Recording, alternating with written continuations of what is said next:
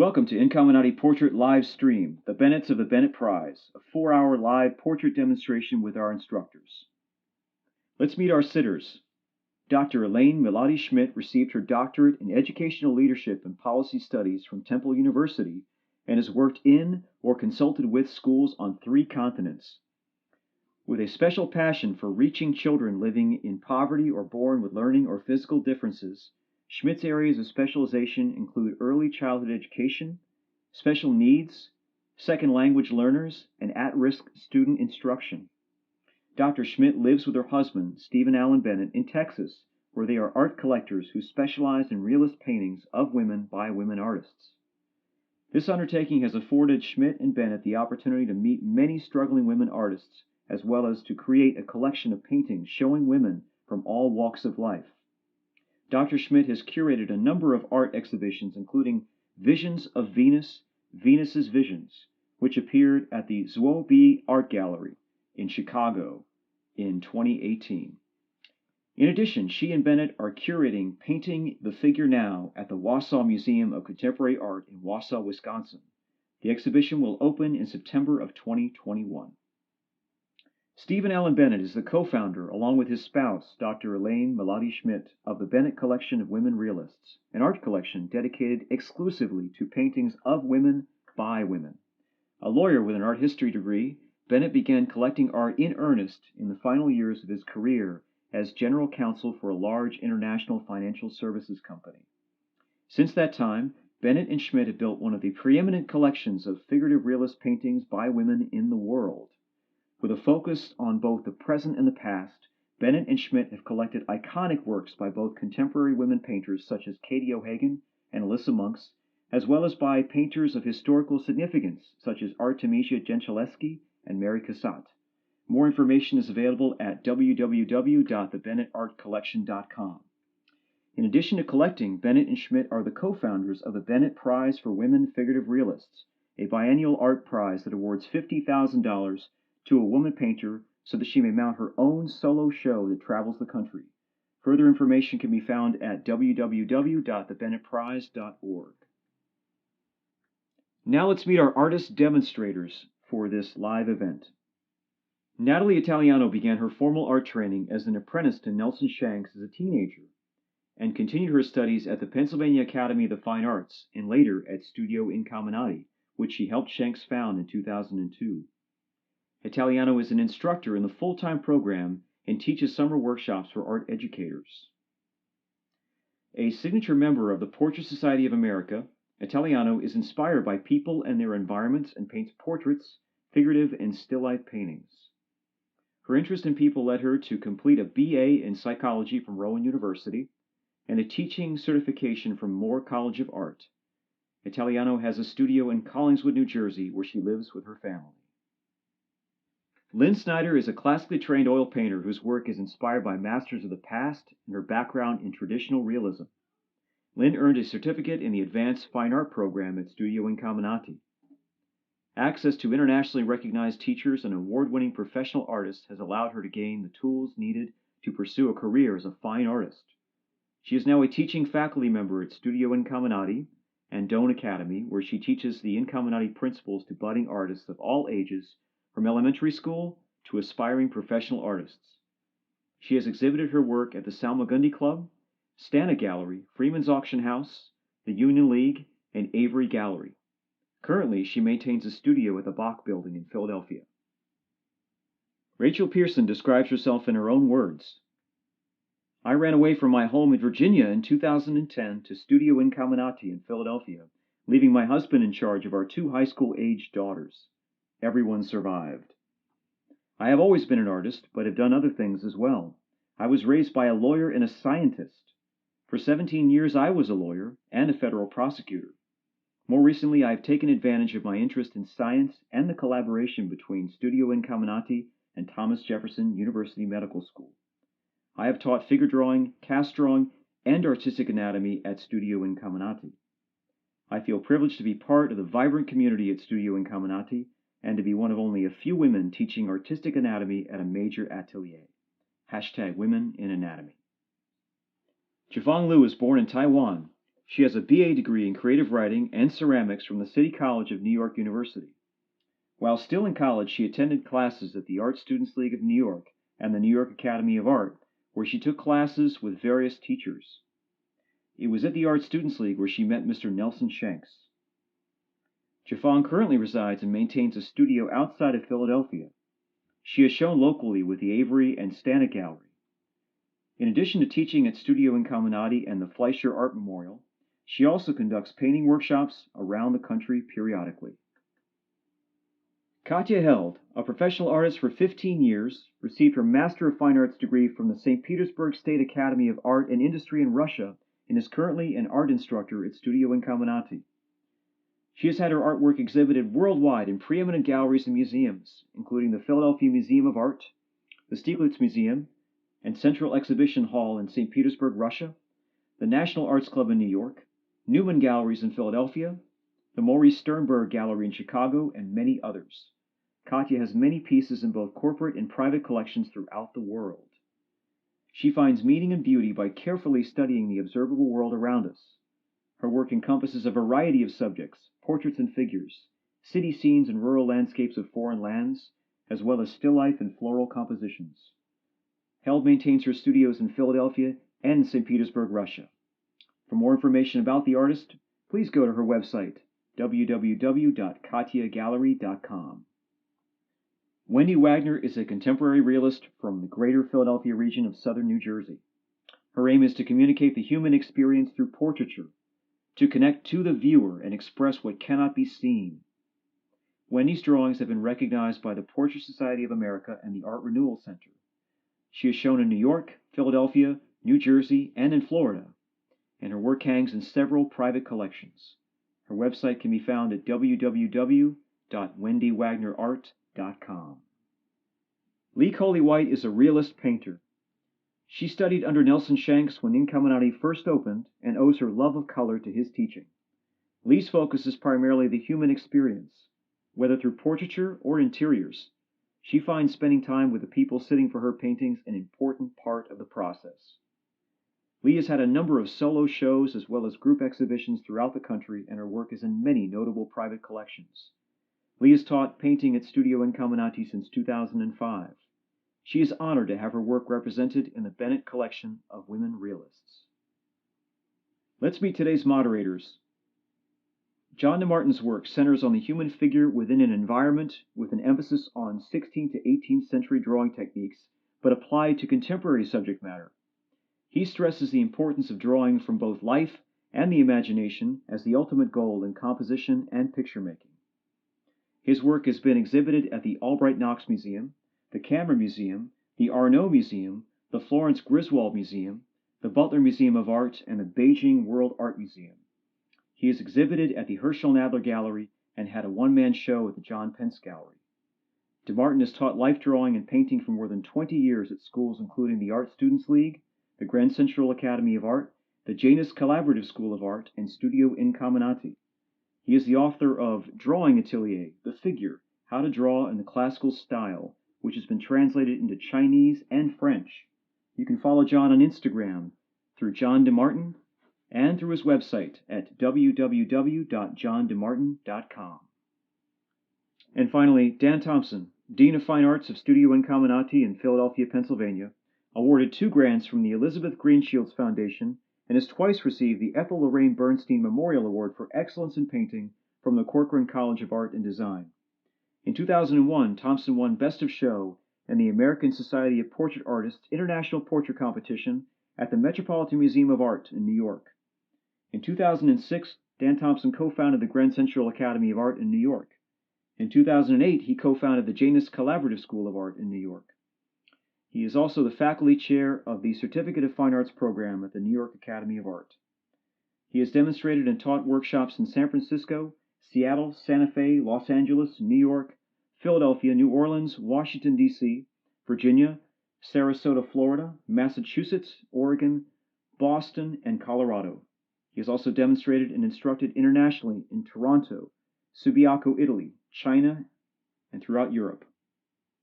Thompson is currently developing collaborative programming with medical schools to promote drawing from human cadavers for visualization and the study of artistic structure. His work can be found in public and private collections throughout the United States and in Canada, Europe, and the Middle East. His website is www.danthompsonart.com. On behalf of the entire creative community of Studio Incamminati in Philadelphia, Pennsylvania, welcome to Incamminati Portrait Livestream, the Bennetts of the Bennett Prize.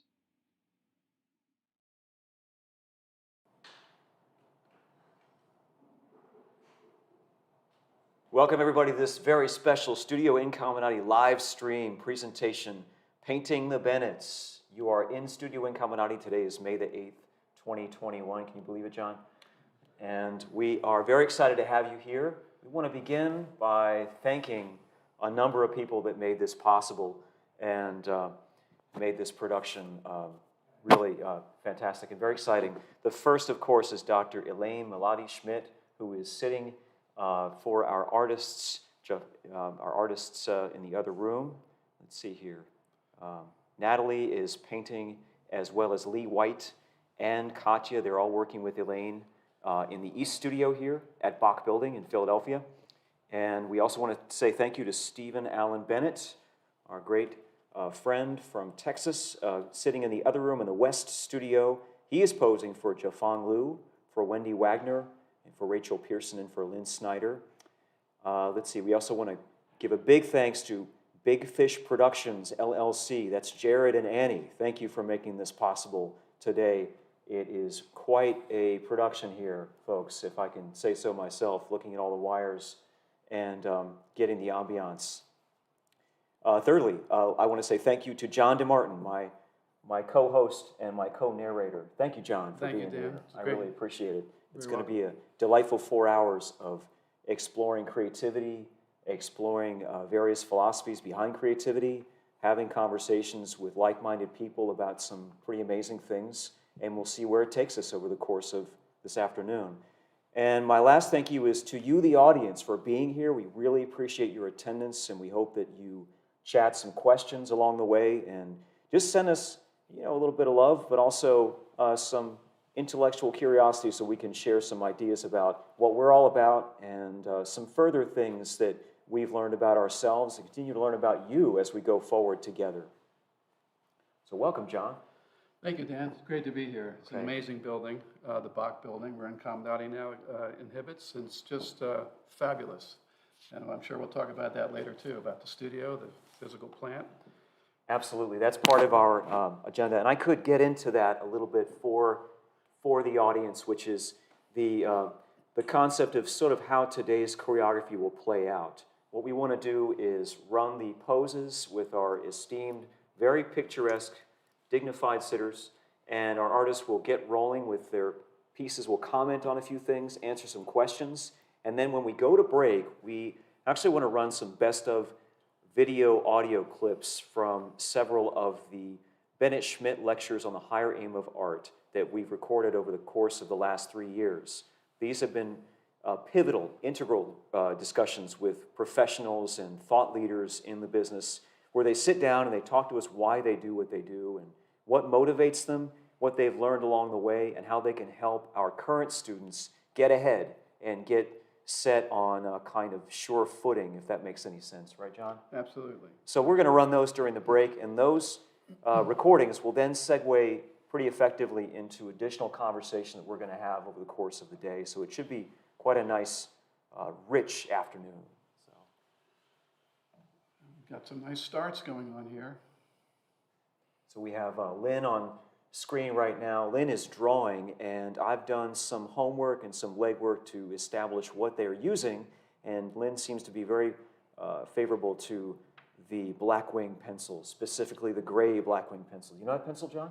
I'm not familiar with graphite, really, Dan. The only thing I have right now in my hand is the HB Ticonderoga pencil.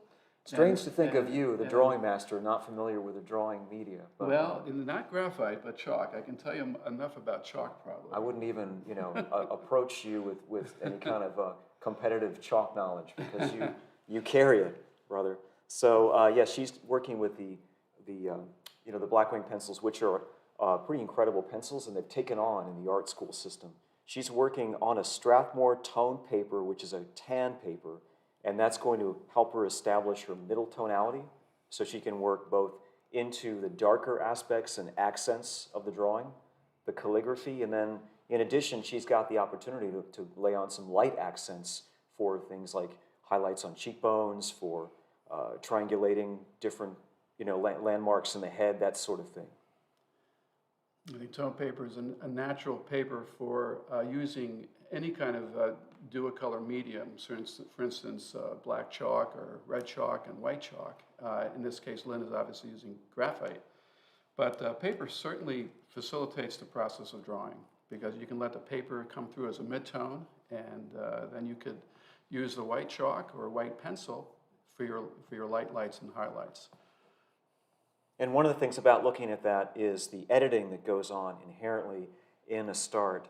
And that kind of editing I find really fascinating. It's one of the reasons why I loved that exhibition that was at the Breuer a few years ago called Unfinished. Oh yeah, that was amazing. That exhibition? That was a great show. It was so phenomenal to tear the skin, the finish off of a masterwork and to see what their thought process was like underneath of the final layer, where they usually don't show their stripes. Yeah, you can see the process, and I think that's what's great about the start, watching the start. And there's certain things you think about before you start the painting or drawing. Is basically a portrait. Where is the head going to be located? Usually, you want a little bit more space with the the gaze of the sitter looking out. You want a little bit more of space on that side, so the viewer could have an opportunity to enter into the picture frame. Also, usually the head should be a little higher as opposed to lower, because when it's higher, it gives a little bit more dignity to the sitter as well. So you don't want the head too low on the picture. Nicely said. Yeah, my friend John Volk calls the phenomenon you just articulated the implied line. That is that the individual looks into a space, and you want to be conscious of that space and work with it in a design sense, so that you're aware that there's a kind of balance going on between the person that's being depicted and the negative area around that individual, right? That's very true. You're thinking about the start. Sometimes we only think about the shape, and that's obviously very important. But also, I would also venture to suggest to look at the inner axes that runs through the head and the neck, and usually they're in opposition to each other. And I think contrast is really one of the most attractive things about a portrait. And looking at the line of action, some people think that the line of action doesn't exist on a portrait, but it actually does if you think of it in that term. Yeah, for sure. Now, how do you handle the perspective when you set up for a portrait, John? Do you tend to make the individual a little higher than your eye level or lower? Usually eye level. I don't want to look down on a portrait, or if I want to look up, it's actually for a special effect. It kind of gives a little bit more of a heroicism, I guess. But usually it's more intimate if it's eye level. Mm-hmm. Yeah, see, you actually give me the correct answer. I wasn't going to test you on chalk knowledge, but I was going to test you on that. And that is the accurate answer. And we both know that because what we want to do is venerate our sitter and not look down at our sitter in some kind of way involving pity. Sort of like the equivalency of visual pity. We want to look at them with visual admiration. Yeah, it's not really a narrative. If it's a narrative, we want to say something about the emotion, then that's when we're going to start thinking about what we want the head to do actually in space. So it looks like we have Katya here also doing a start. And folks, we really have tried to think of a great many things for today's festivities, and that includes moving the cameras around and looking at sort of a disparate way of sharing the insights on each individual canvas. So we're going to move around and look at developing pieces along the way. And right now we have Katya, and Katya looks to be working in a kind of earth color, almost like a burnt sienna, in my opinion. Mm-hmm. What do you think, John? Yeah, it looks like that. I know the canvases, I think I was talking to Katya and Leah. Combination of ultra blue and burnt sienna, which has a nice sort of warm, violet cast to it. It makes a nice ground. And it's like working on tone paper the way Lynn is. So it's a nice ground to work with, mm-hmm. Absolutely, because the lights also register immediately. Mm-hmm. I remember Daniel Green saying that, when I took a workshop with him about working on a tone canvas, is that the lights do register immediately. If you work on a white canvas, you don't see the entire effect until you cover the entire canvas, and that could be a little disconcerting, mm-hmm. while the painting is progressing. Mm-hmm. Well, somebody who's watching this right now may be a little curious about why would it be that she is not using ivory black or something like that. And there's a lot of thought, for example, as well, why would she be using an earth orange and not some other color? So, Yeah, ivory black is a little too permanent, too soon. It's too dark. It's hard to, make revisions, and I think part of the whole process and the joy of drawing and painting is making those changes, because basically they contribute to the outcome of a successful painting. Changes is part of the game. And I think that, when you're working with sienna, it's a nice value. At least it's darker than the ground. That's exactly what you want. Yeah, for sure. And you can see the way she moves her arm as she's laying out the markers. So for somebody who might be new, again, to the conversation, it is really interesting to see the way an artist will lay out markers almost like a 2x4 and sort of move right past the details so that they can manage this kind of confluence of marks in a more harmonic balance, to try to put it into literal terms, because it really is that. You're gauging relationships the entire time. And so the better you are at editing the full scope of what your statement entails, the better the start goes. Yeah, I think so. And I think also in the beginning of any piece, if the goal is accuracy, which in this case it is because it's a portrait, we kind of stay in the two-dimensional room a little bit longer, than the three-dimensional, because we're looking at shapes. We're trying to get relationships, as Katya just saw, leveled across to make sure that the eyebrow was relating to the ear or whatever. So you want to kind of, in your mind's eye, continue to gauge, which is plumbing and leveling and just looking at, spaces and shapes, really.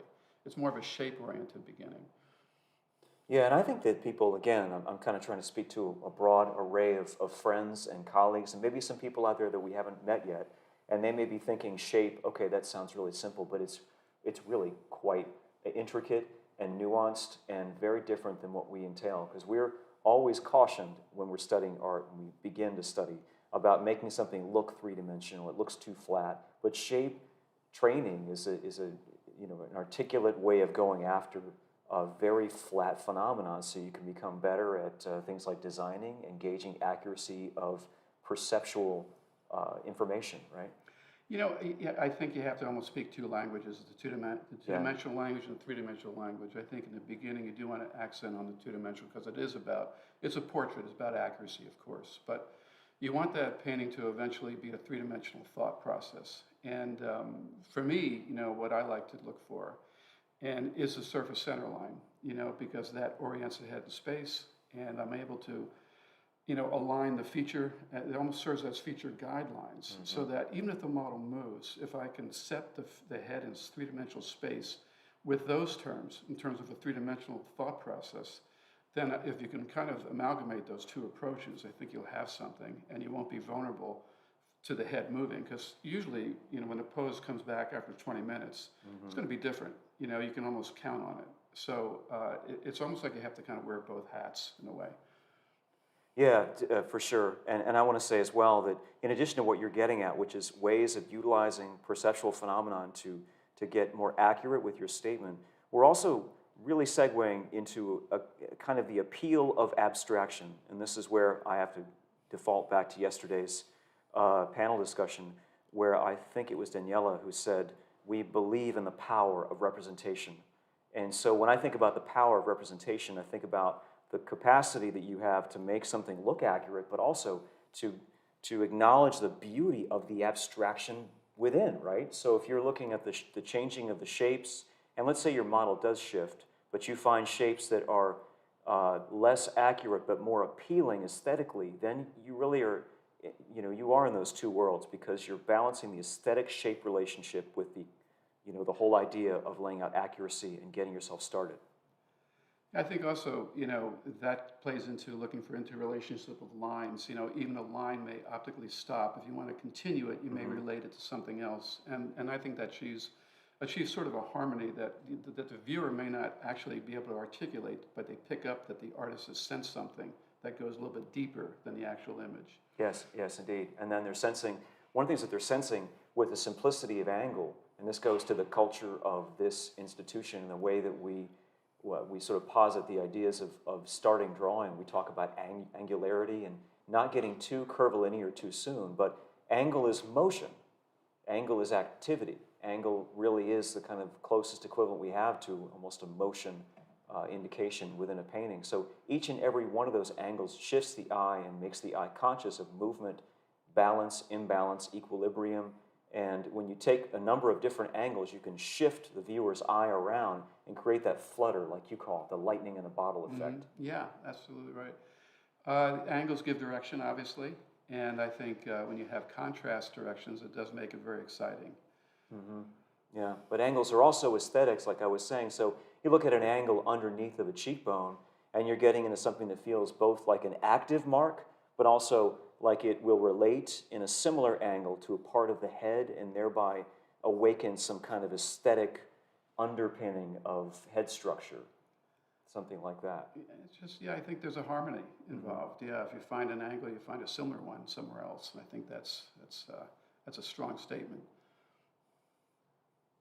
I love doing throats and upper bodies and thinking about, you know, making a portrait as a head and a neck at the same time, and not just putting the neck on later, but making celebrating the individual's neck in addition to their head, because it's part of the same kind of narrative when you paint somebody. It's true. I mean, you know, when I draw a figure, if I'm drawing a figure, you know, basically, I try to get the action underneath before everything else. But in terms of constructing the figure, the head has to come before the neck, obviously. So that way the head could be balanced on the neck.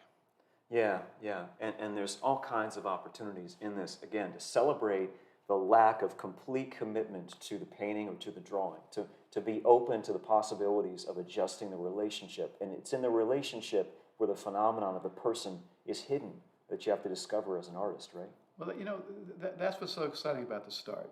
You know, the start is really about the gesture of the painting. You know, it's basically drawing, you know, the action of the lines as well as the action that goes through the middle of the figures, the head and neck, the axes. I always say, you know, action equals axes as well, because it gives direction. That's a good phrase, action equals axes. And is a matter of lifting multiple disciplines at once, thinking about action and thinking about accuracy and then thinking about composition. Those are all embedded and threaded into a very limited number of marks, which is extraordinary. Yeah, you know, you're setting the plan. You're setting the plan for the painting to exist, and which is really very exciting because it's about just trying to feel it through as well. Got it, yeah. So we are now looking at a panorama of the painting in the East Studio. You can see the different kinds of compositions that are being created, and can't wait to see where these go. We have some amazing paintings started. And yeah, I was talking to Lee before, and she's working on a vertical canvas because she wants to include the hands. I thought that was a very interesting compositional decision. Oh yeah, she's going 18 by 28. That's great. Yeah, I think that's a terrific format for this pose. So we're going to go on break in a second, folks. The first video that we have pre-recorded is about the origins of Incamminati, and it entails our terrific board member, Bo Bartlett, talking about some of his experiences back in the early days, and really what it was like to study in those early days in Philadelphia. So I hope you enjoy it.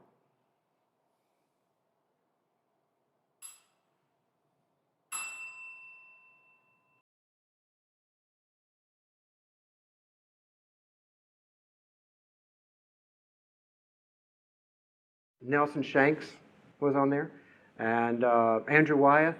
There was about 10 people, but those were the guys up near the top. So when I came back to America and got married and had my son, Will, my first son, it was 1974, we moved to Philadelphia. Will was 4 months old, and we moved to Philadelphia because two of the people on the list were from the Philadelphia area, Nelson and Andrew Wyeth. Okay.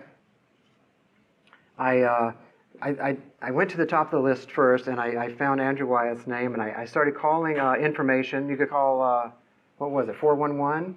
Can you still do that? 411? Is there such a thing? In the old days, you could just dial 411, and you could ask for anything and anybody, and they would give it to you. And it was a great time. Anyway, so I asked for Andrew Wyeth, and they gave me his phone number in Chaddsford, Pennsylvania.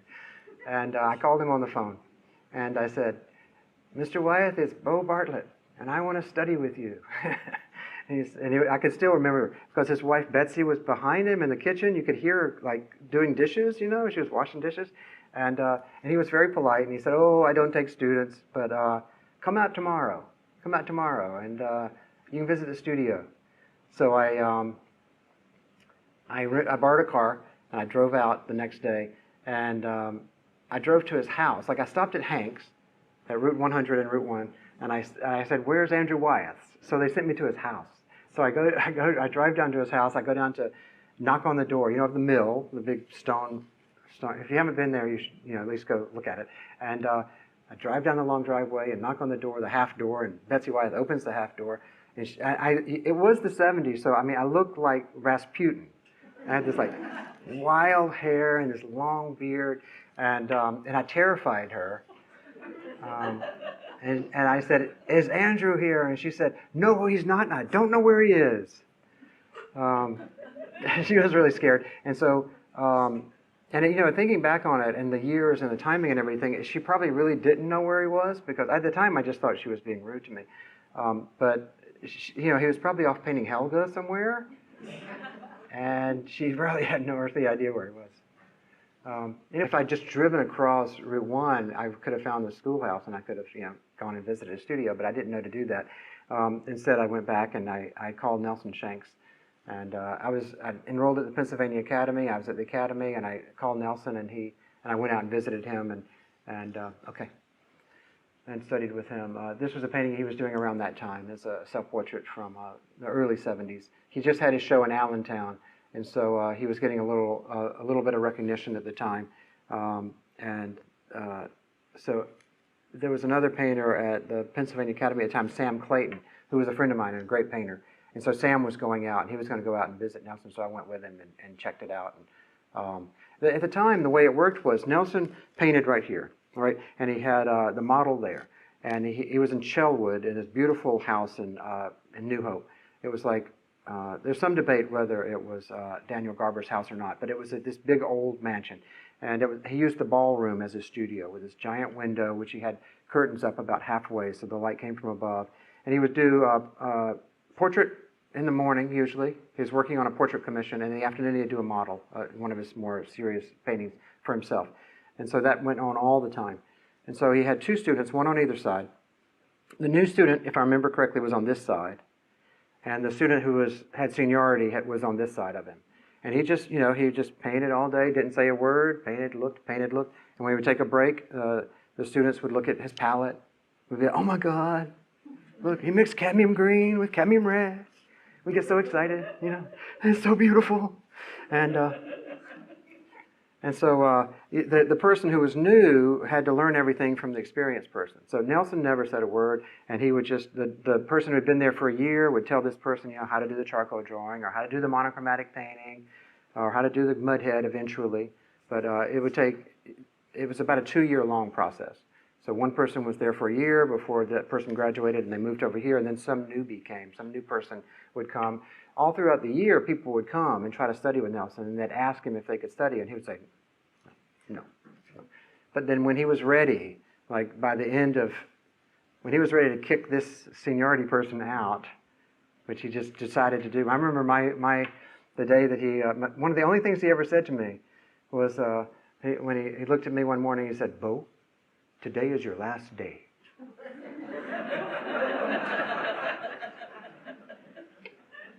I remember it well. So then I left, and then this guy moved over here, and then some new person came. But you could sort of tell in a way when he was like leaning toward a new person coming. You could just sort of like feel it, like somebody would have come that was really good, and you're like, "Oh boy, my time is limited," because he'd want to take them.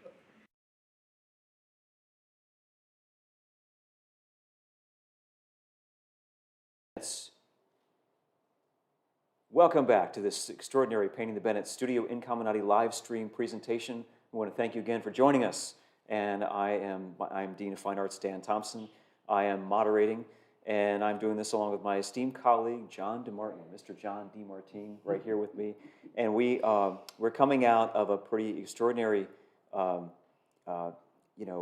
video that came out of our Bennett Schmidt lectures on the higher aim of art that was given by Bo Bartlett on his accounts of studying in the early days when he looked for two of the most eminent artists, people in the world to work with. And those two people happen to be from this area, and one of them in particular we hold in extraordinary high esteem, and that is, of course, Nelson Shanks.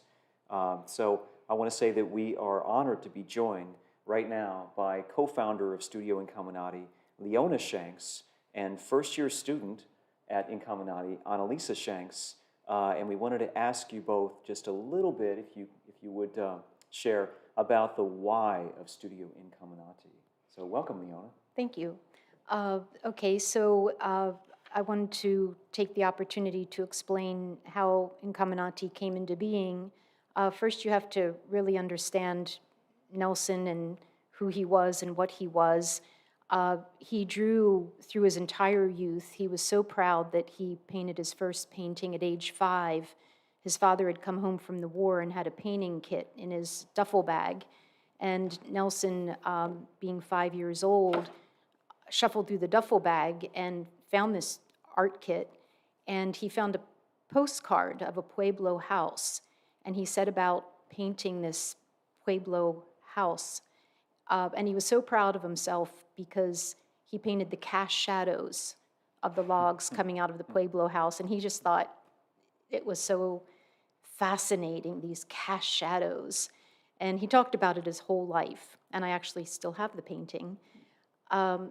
So he then went on, he raced collies and horses as a child, and he was always drawing horses and collies. And he was so proud when he figured out how to put a human being on the horse. So as time went on, his parents, who were very traditional, he was raised in an environment of classical music and history of art and architecture. Sundays would be driving around looking at architecture.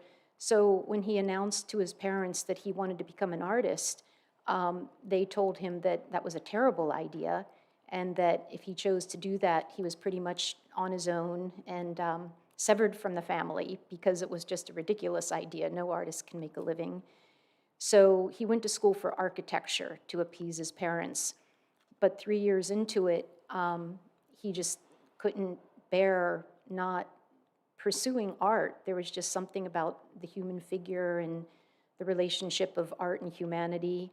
So he set off to study, and he went to the Art Students League, and he pieced together about 4 years of training, and eventually went on, started his professional career in Memphis when he was about 23 years old.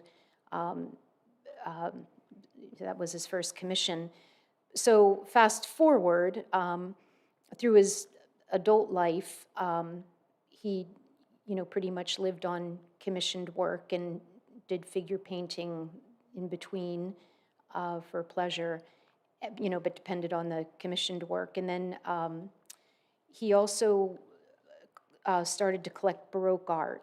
His parents had collected English. He grew up with English furniture, and as a young person, he decided he was going to rebel and not collect English. He was going to collect Italian.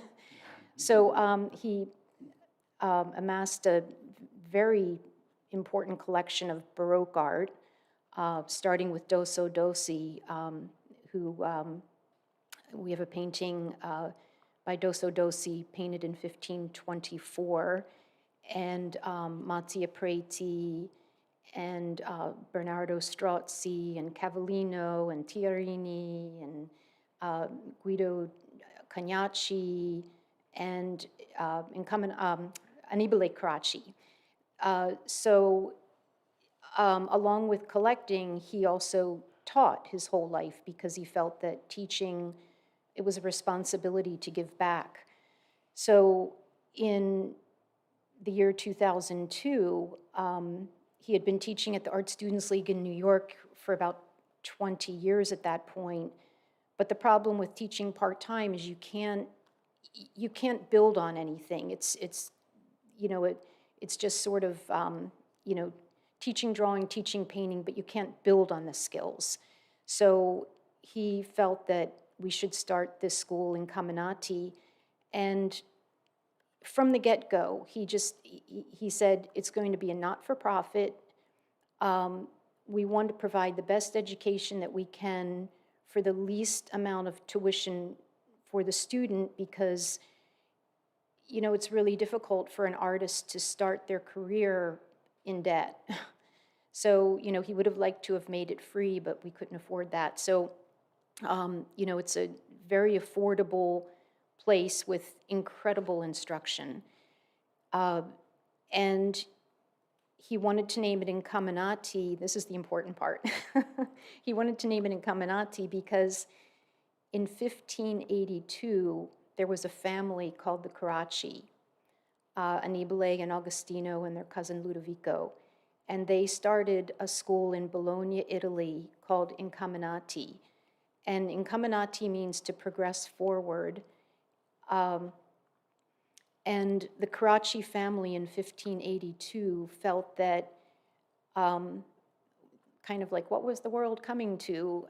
There had been Renaissance art, which evolved into Mannerism, and the Carracci family looked at Mannerism, and, you know, which could get up to 13 heads high for a figure, and they just thought that art was getting so extreme and excessive and out of control, and they wanted to bring it back to nature.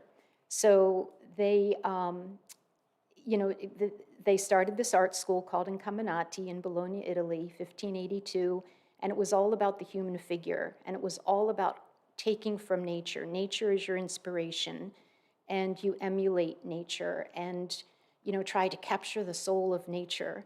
And, you know, that was the beginning of Baroque art. They were the founders of Baroque art. And Nelson wanted to pay homage to that. So 420 years later, we started Incamminati. So I have to say that was extraordinary, the way that you said that, and you know, because it takes a lot to know oneself.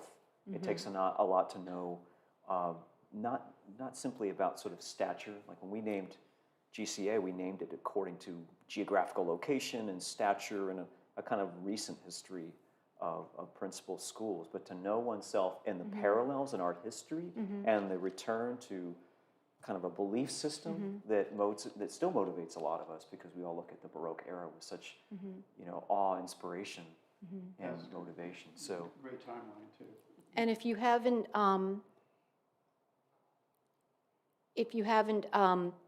really delved into that period of art, it's really worthwhile studying. Are we on a timeline? yeah, no, you're good. Yeah, no, I agree completely. The parallels, kind of philosophy, are one of the keys and one of the resilient characteristics of the institution today. That it's looking back and it's reacting to something, but it's not reacting to something by trying to tear it down. It's trying to rebuild something that came before it, which was extraordinary. So and something that the Carracci wanted to pursue. At that time, it was mostly religious and mythological work. And so what the Carracci did in their little town, Annibale would go out and paint the butcher. So there are several paintings of him in the butcher shop, with the butcher and the, you know, the meat hanging from the hooks. And then he would get, you know, Joseph to come, he painted him eating his bowl of beans.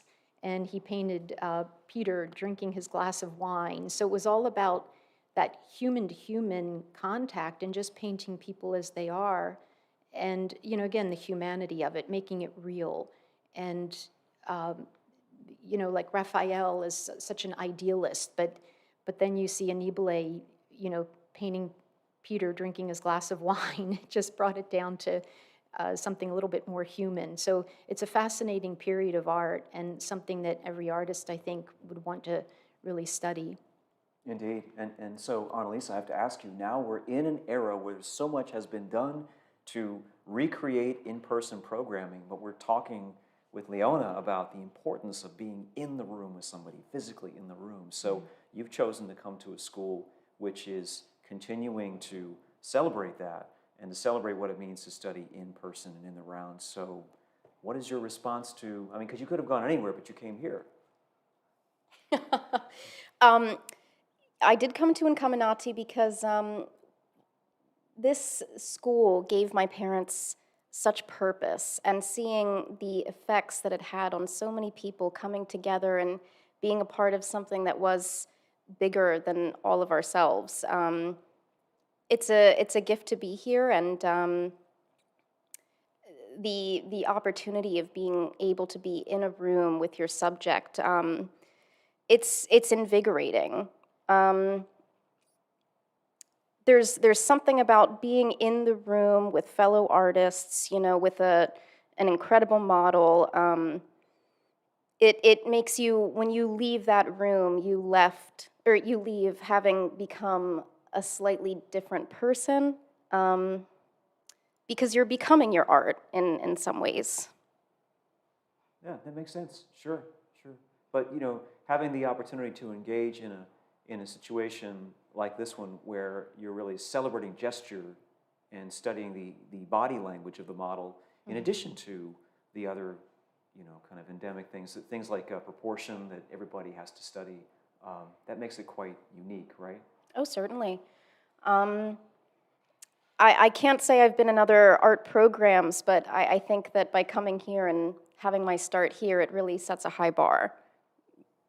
Yeah, well, John and I taught in many art programs, didn't we? And we certainly found that, you know, when you get into an environment, you have to believe in something, and you want your beliefs to align with the institution's beliefs in a way that can enable you and, you know, help you achieve your dream, your aesthetic awakening.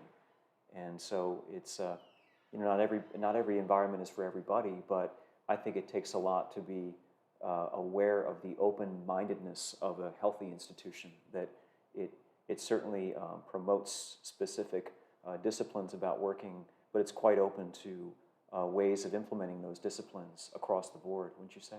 Oh, definitely. Well, I think it has to be there's a certain degree of bravery that one has to have when beginning a program like this, because it certainly is intimidating. But if you are an artist with passion, with purpose, then embarking on a program like this really is the best thing that you can do for yourself. Can I ask you then, I pepper you with so many questions, but what would you say to somebody who is just a little nervous about re-entering the sphere of in-person instruction, who's been studying virtually for a while and may have been getting used to it rather, but is curious about the benefits, because it's easy to lose perspective on what we're really doing with the in-life training, or in-person training, I should say. I can understand how it would be intimidating for somebody who is very comfortable in their current zone. But life only gives you rewards if you step beyond your comfort zone. And being here in person, you know, the question is, you know, how prepared are you to step up and see what you could become? You know, and maybe that's not for everyone, but if it is for you, then be here, because you will certainly not regret it. And also, Nelson would always say, how do you, you can't predetermine potential.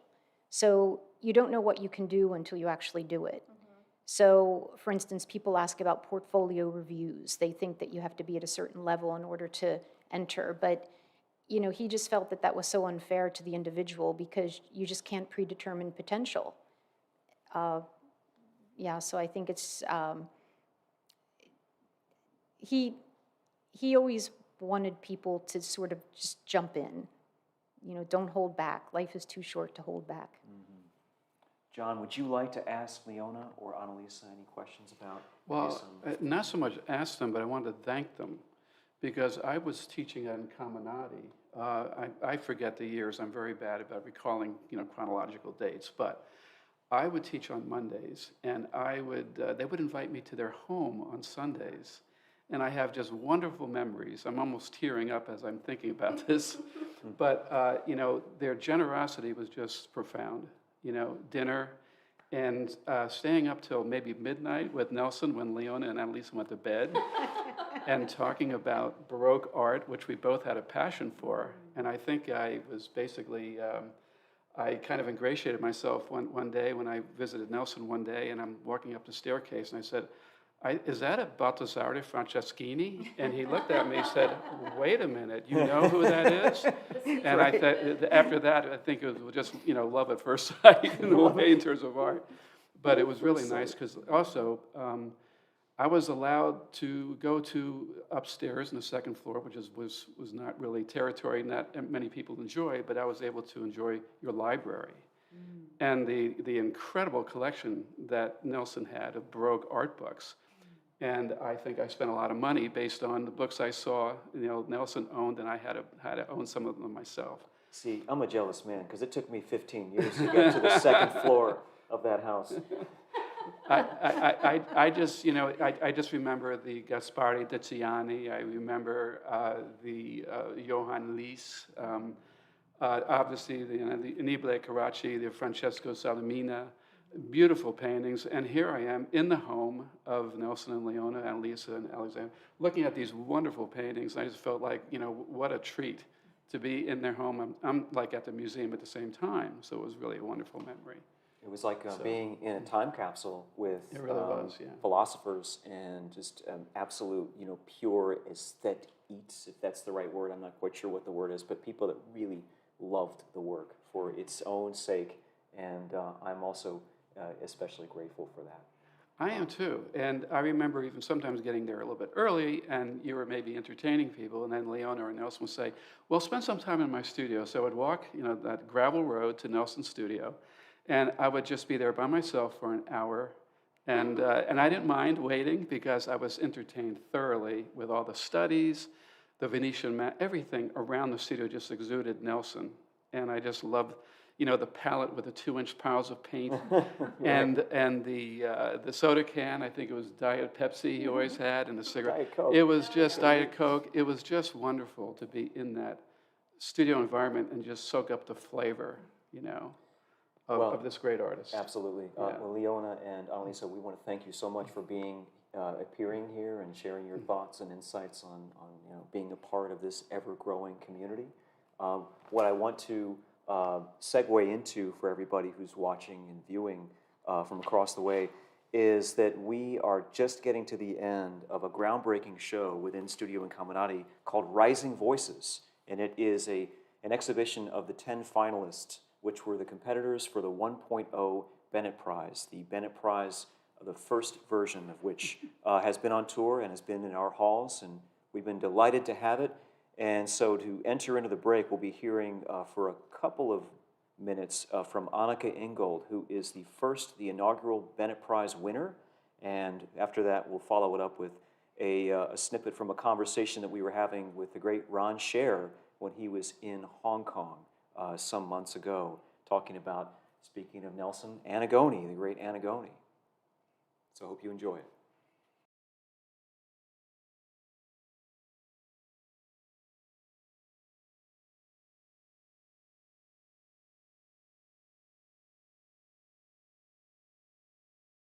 This piece, Aberration, is in the Rising Voices show for the Bennett Prize. So I'm going to talk about that for just a few minutes. This is one of the first pieces I did after graduate school, where I call into question the way, again, society tries to define or limit women. I explored the maid, mother, crone archetype, and that states that women's life consists of 3 phases in terms of physical reproduction. So the phases are before, during, and after the body's ability to have a child, which is just a very limited definition of a woman, right? There's much more to her than what she does with childbearing, right? So a woman's worth is not dependent, nor should it be dependent on what happens with her womb. So it's my belief that our notions of gender and femininity and sexuality in our culture really need to evolve. I picked the title aberration because it means departure from what is normal or usual or expected, typically one that is unwelcome. So I think in our society, a woman is at risk of being thought of as an aberration if she can't produce a child, or even if she chooses not to produce a child. She's at risk of being thought of an aberration if she is past the birthing age as well. You know, she is at risk of being thought of as an aberration if her birth story isn't, you know, full of light and love and perfect. You know, there's so much we don't talk about in terms of childbirth. And so I think that we limit women when we just, you know, say that this is the only thing that we value in them. And as much as sometimes I think things change in society, we are still confronted pretty regularly with some of these tropes or some of these, you know, stereotypes. So this is, you know, my exploration of that idea and hoping to challenge some of the short-sighted views of the way we see women or limited views. For instance, you take the wrinkles on someone's face and you can read them like a roadmap, but every time they wince or every time they smile, all of that changes. And so you have to come up with a combination where you think, this is the best way I can represent this person. I have to, you know, sort of like do this again and again and again. And I end up sanding things out and trying it again until I finally sort of step back to what I hope is something that Antigone wrote about, which is a rather elusive thing, which he described as the third person in the painting. And I like to think of it, I don't know if you've ever read this about him, but it has to do with, you figure you have your model in front of you, that's one. You're the artist, so you're number two. But that image on your canvas at times, and I'm sure other artists have felt this, at times you sort of walk by and it's as if the figure has just looked at you or moved, you know, where it comes alive for a second. And that's that third person where it actually takes on that life. It can be terribly ephemeral, where you see it for a second, you add 3 strokes to the painting and it's gone. And it's something that you would really like to have in the end of the painting. There is no guarantee that you will have it. If you have it, you're lucky, because if you feel it, someone else will feel it. And trying to reclaim it all the way through, you can work and work and work and work and never see it again. So, you know, I sort of feel like I'm the ones that I've been luckiest with, and the ones that Antigone was luckiest with, you feel that third person there, and other people feel it as well.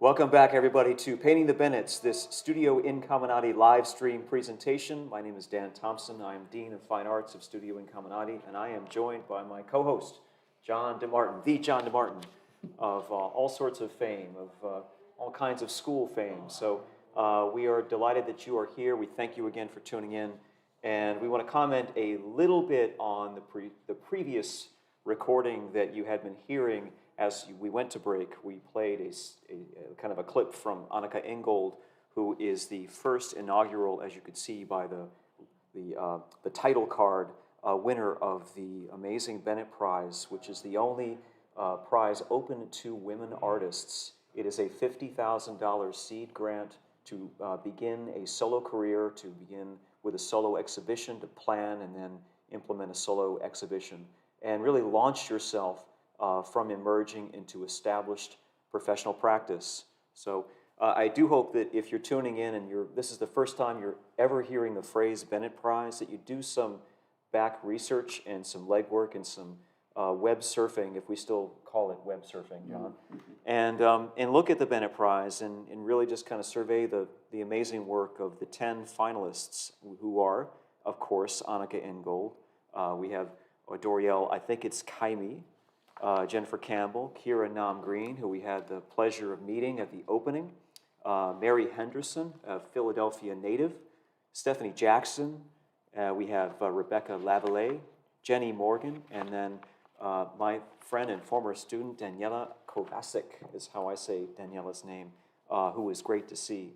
And I also want to share with you, yesterday we had, I think, a pretty extraordinary, almost impromptu panel discussion by many of the finalists. We couldn't have everybody on, but we were fortunate enough to be joined by Kira Nam Green, Mary Henderson, of course, Annika, Daniela, Rebecca, and Carrie were all on the call, and it was quite amazing to be able to sit and listen to them in their own words talk about things like solidarity, talk about things like struggles with the last year and a half and how it impacted their careers, discuss their ideals, their goals, and how various things in their own professional and personal lives have impacted their practice in ways that looked initially negative, but now look like positive or almost momentum creators or affirming momentum elements in their lives. So one thing stuck with me, John.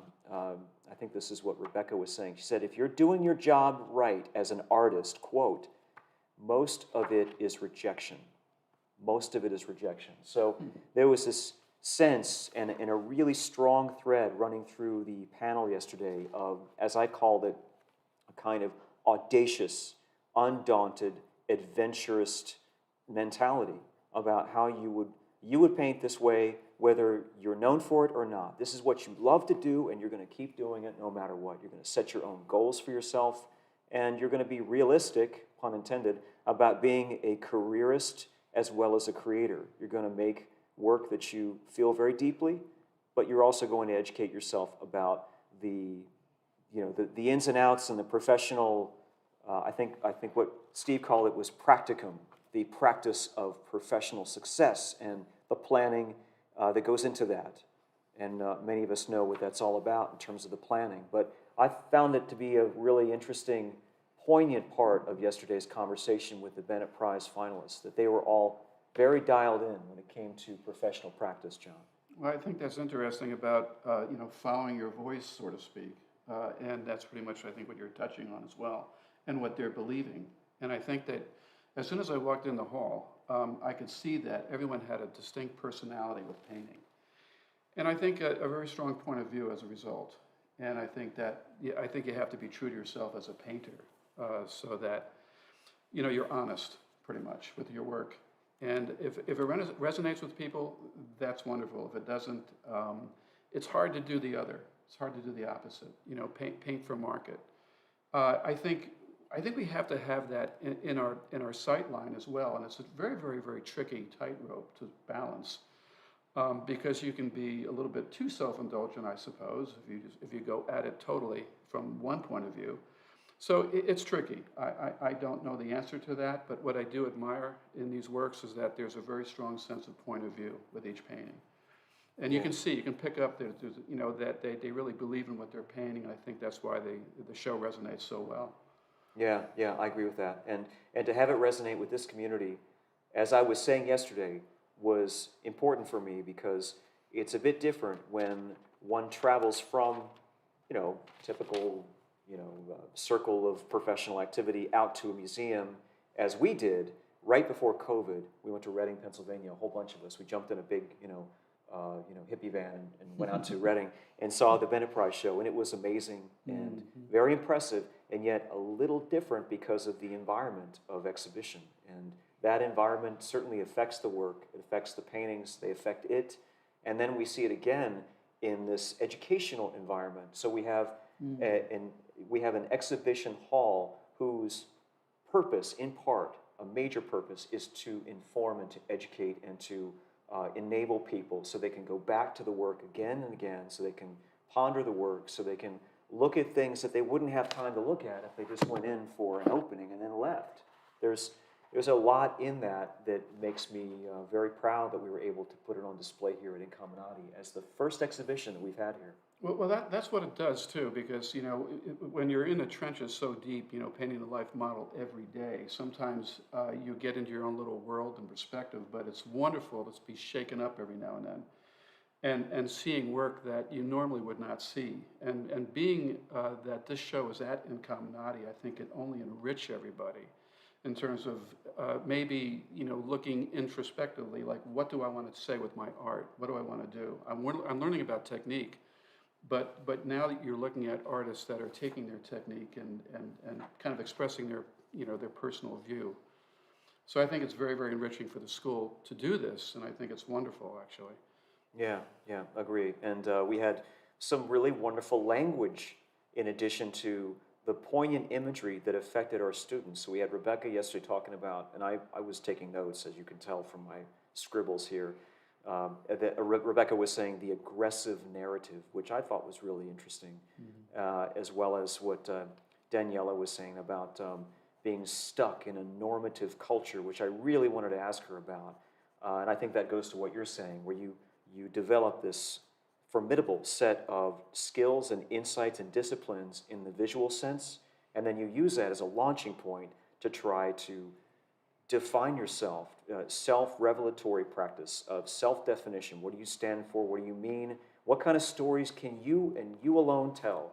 And that's what really stayed with me throughout the course of yesterday. There was a curiousness to them. They talked about changing media. They talked about getting together with each other and with various others during COVID. They were realistic about the successes that they might have and the many rejections that they would face, and how those rejections really didn't mean anything but to be affirmative, that they were on the right path. And then there was a strong sense of empathy running through not only their work, but also through the conversations that they were having. So Kira talked about becoming more empathetic post-COVID, identifying with her students. And I think Annika talked about her kids.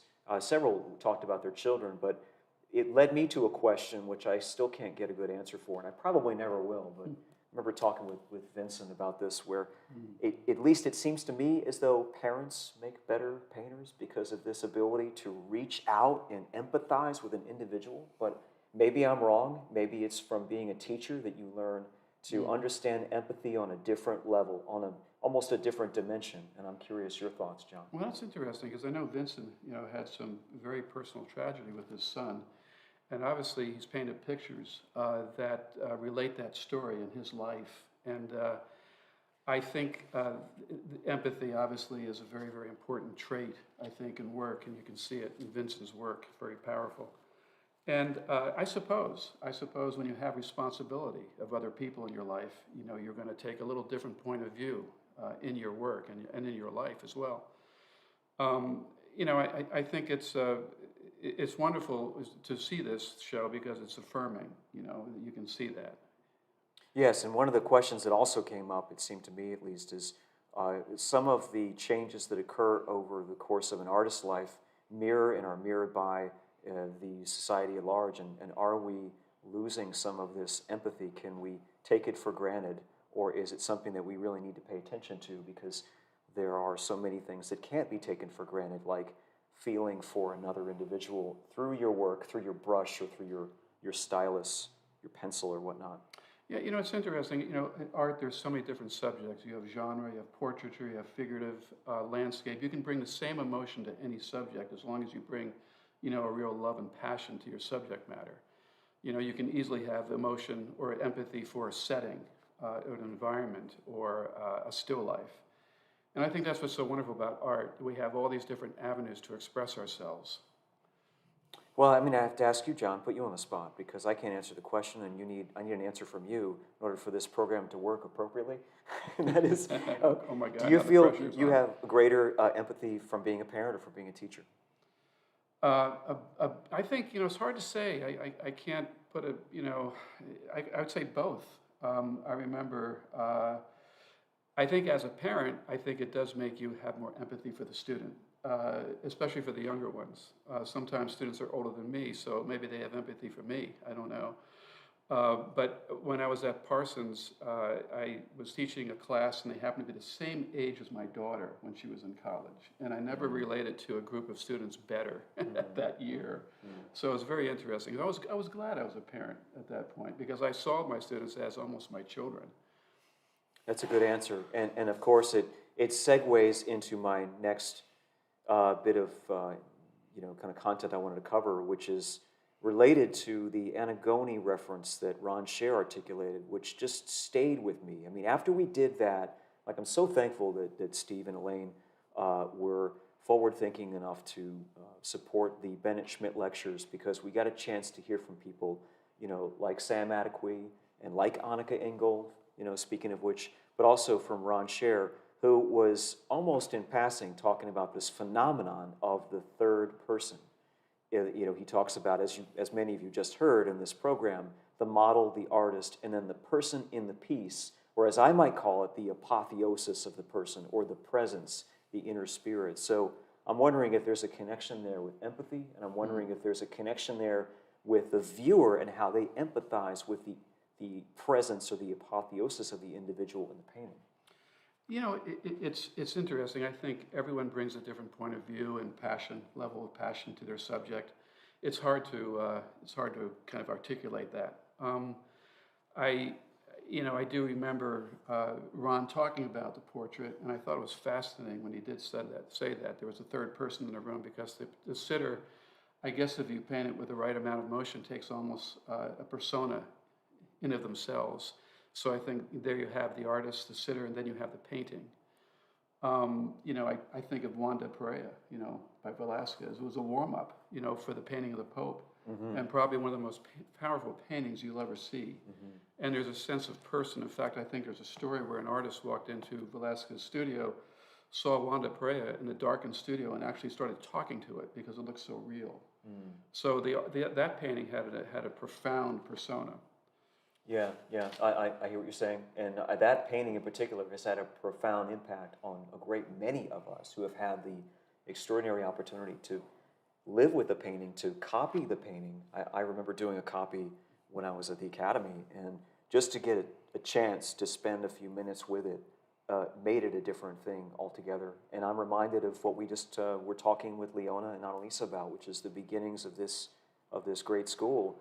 And something that came from, I think it was Nelson's recording, where he talked about seeing the Rembrandt portrait of Rembrandt's son Titus. And he said, I felt like I was transported across time to be in the same room with him. And so, I mean, it really just goes to how transcendental this kind of thing can be for somebody's life, how it can change their entire life and give them purpose. So. Absolutely, and speaking of Nelson, looking at his video, you know, kind of before this live stream, you know, there was a quote by, I think, Dr.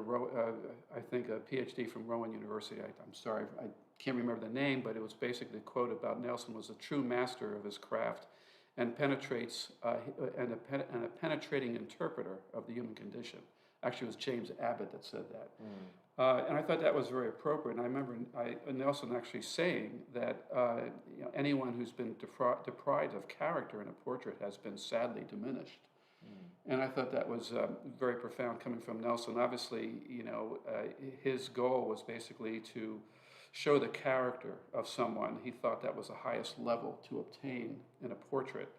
And he said if it lacked a humanity and soul, then the sense of the real, and it didn't get this, the portrait did not get the sense of the real person.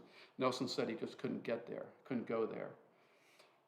So I thought that was interesting from Nelson, That's his wonderful. perspective in terms of portraiture. That's really wonderful. And to me, that's wonderful in part because of what it testifies to in the realm of appreciation, of art appreciation, and that we do acknowledge that this capacity that the artist has to capture the inner person is something that sits above the technical foundations, that the technical foundations may in fact play a tremendous role in making it more likely that an artist can reach those heights, and yet they may be reached otherwise. They may in art history be present outside of the realm of doing something technically very accomplished.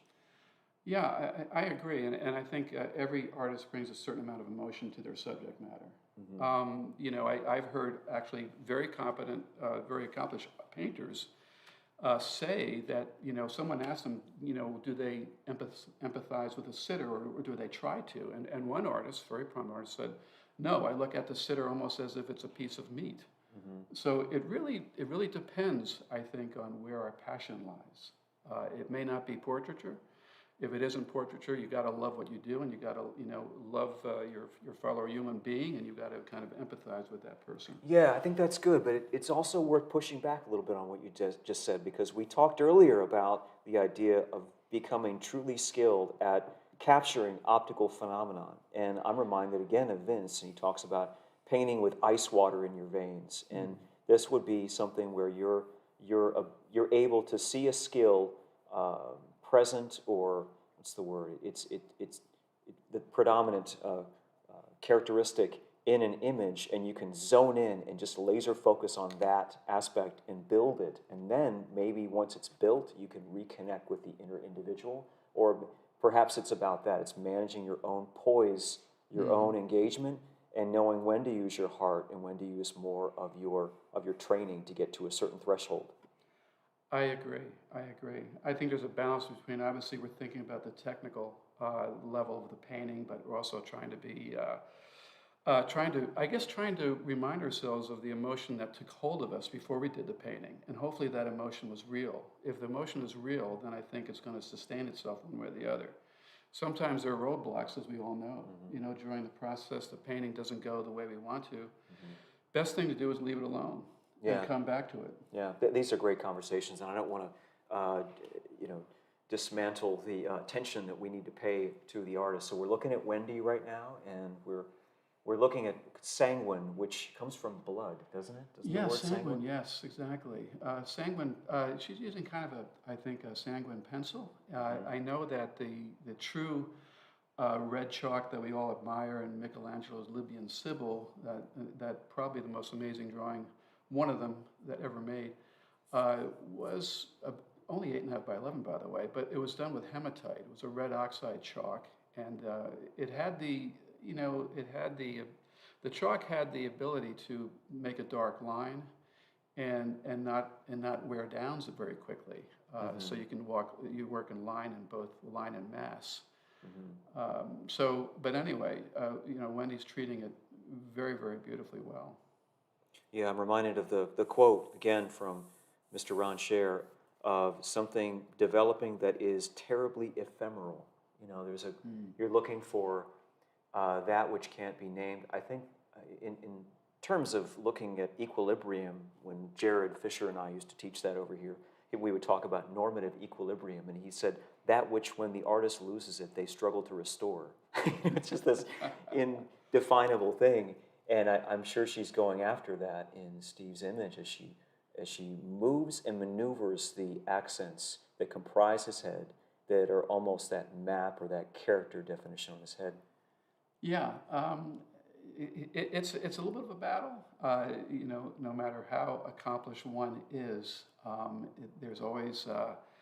I think there's, speaking of Vincent, I think it's sort of, sometimes the work collapses under its own expectations. And somehow we salvage it somehow, because, we are just tenacious. I love that too, that it collapses, almost collapses under its own expectations. Yeah, because so that might be an example of reliance too much upon the heart, that the heart can derail the entire, like we see people that will, and we're like this too. Our entire self-worth is tied in with the image, and when it goes wrong, everything goes 1,000% wrong, and we just want to, abort mission or do something else. But we have to regain our footing and say, I'm in the middle of something. It's not finished. It's still developing. The person is changing. The situation is teaching me something, and I'm searching for a really challenging thing to capture, and I need to keep searching. Absolutely. Yeah, absolutely. If you're really invested in the piece, you'll keep after it. You'll keep going. Yeah. It's like an internal struggle that we all have as artists. We're always questioning ourselves, talking to ourselves about where am I going wrong? Where do I want to go? So. Yeah, and part of it too is when you're working in the representational tradition and idiom, you are in a conversation with your forebears, because they did the same kind of thing in a slightly different manner, in a totally different era, as completely different people. And there's something I think really fascinating about that when you scour, as you do, I know, the archives and look at the earlier, almost anecdotal quotes, quotes about the technicalities and various things that keeps the situation that much more exciting. I think right now there's a tendency to label the exciting part on the contemporary part, but when you look back and have a conversation with your predecessors about painting, in the act of painting, I think that's very exciting. Yes, it is, and I think temperamentally we always kind of I think every artist kind of aligns themselves with an artist that they really admire in the past, and you want to investigate. What did they do? How did they work? What kind of palette did they use?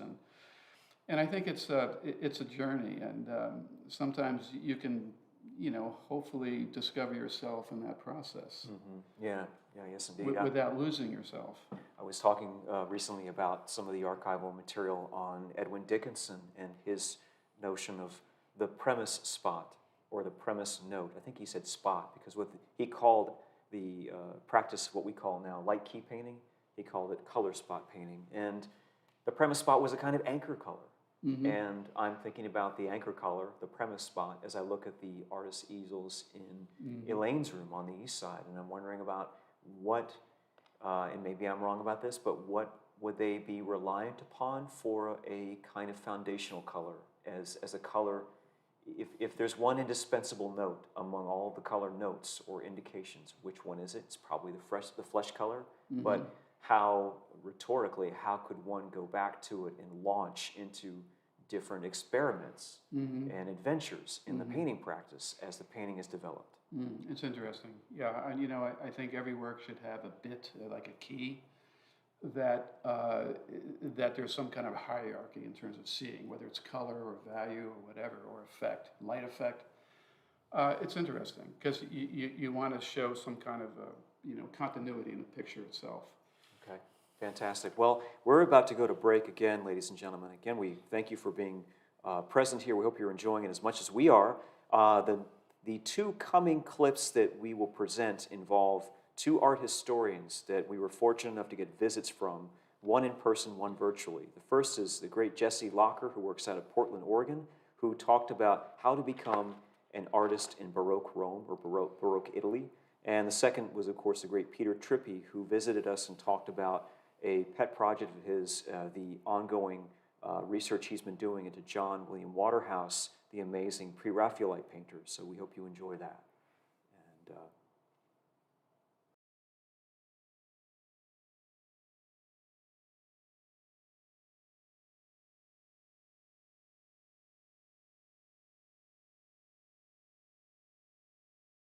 And so women artists is something we haven't touched on, but I would just say briefly here, women were excluded from the kind of training that we've been talking about so far.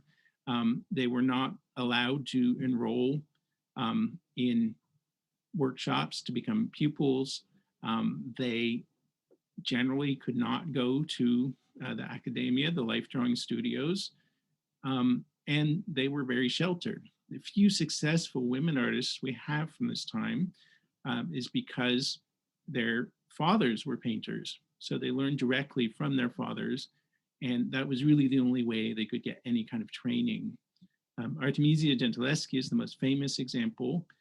In her early years in her father's house, she painted in a way that's almost indistinguishable from her father, though her own style kind of emerges. But she had to find strategies to make a name for herself because of the handicap of being a woman in the 17th century. So part of the way she did this was through painting extremely shocking subjects that would garner attention. Many of these have prominent signatures on them, and they feature women as the central characters, as a kind of calling card that, indeed it was a woman who painted this.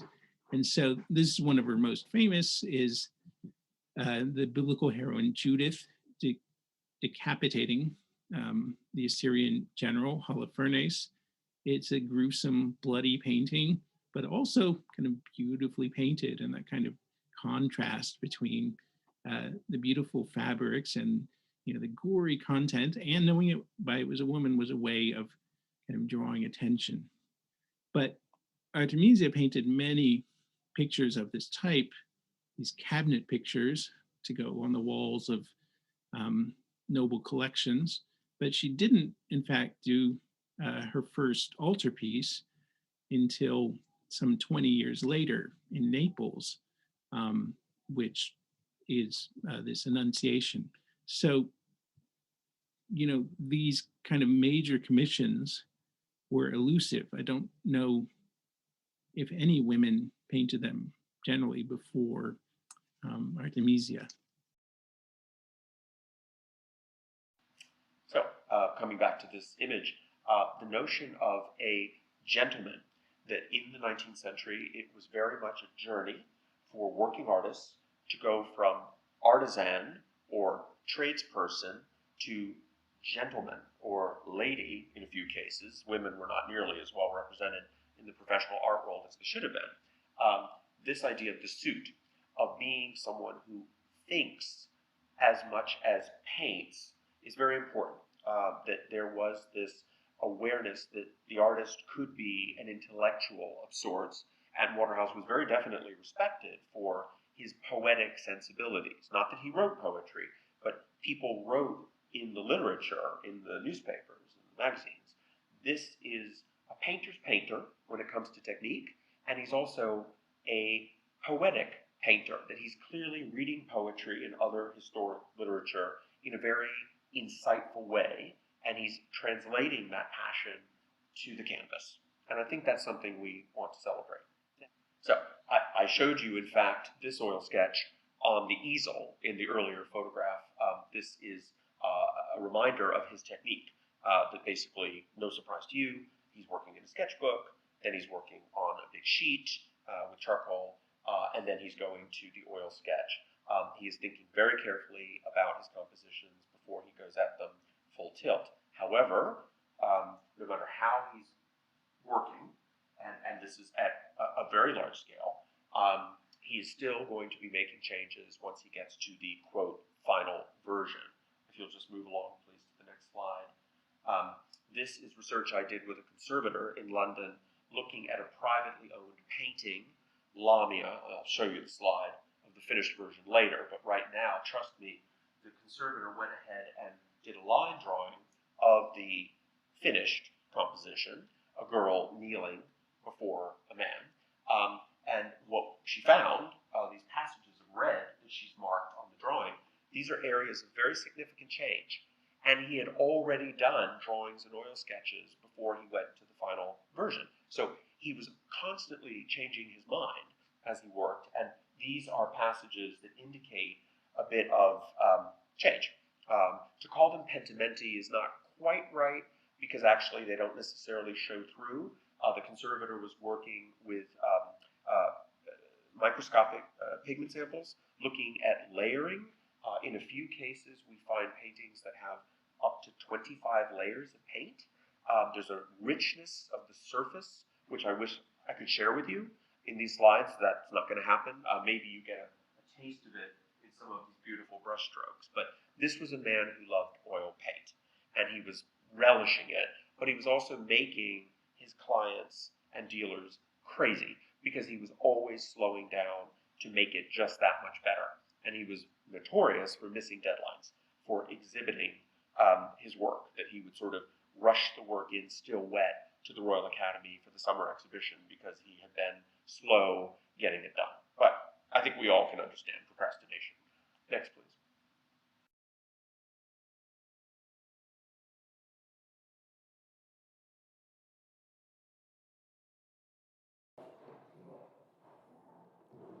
Welcome back, everybody, to this Painting the Bennetts Studio Incamminati in Philadelphia, Pennsylvania live stream presentation, which we are very happy to have you aboard with.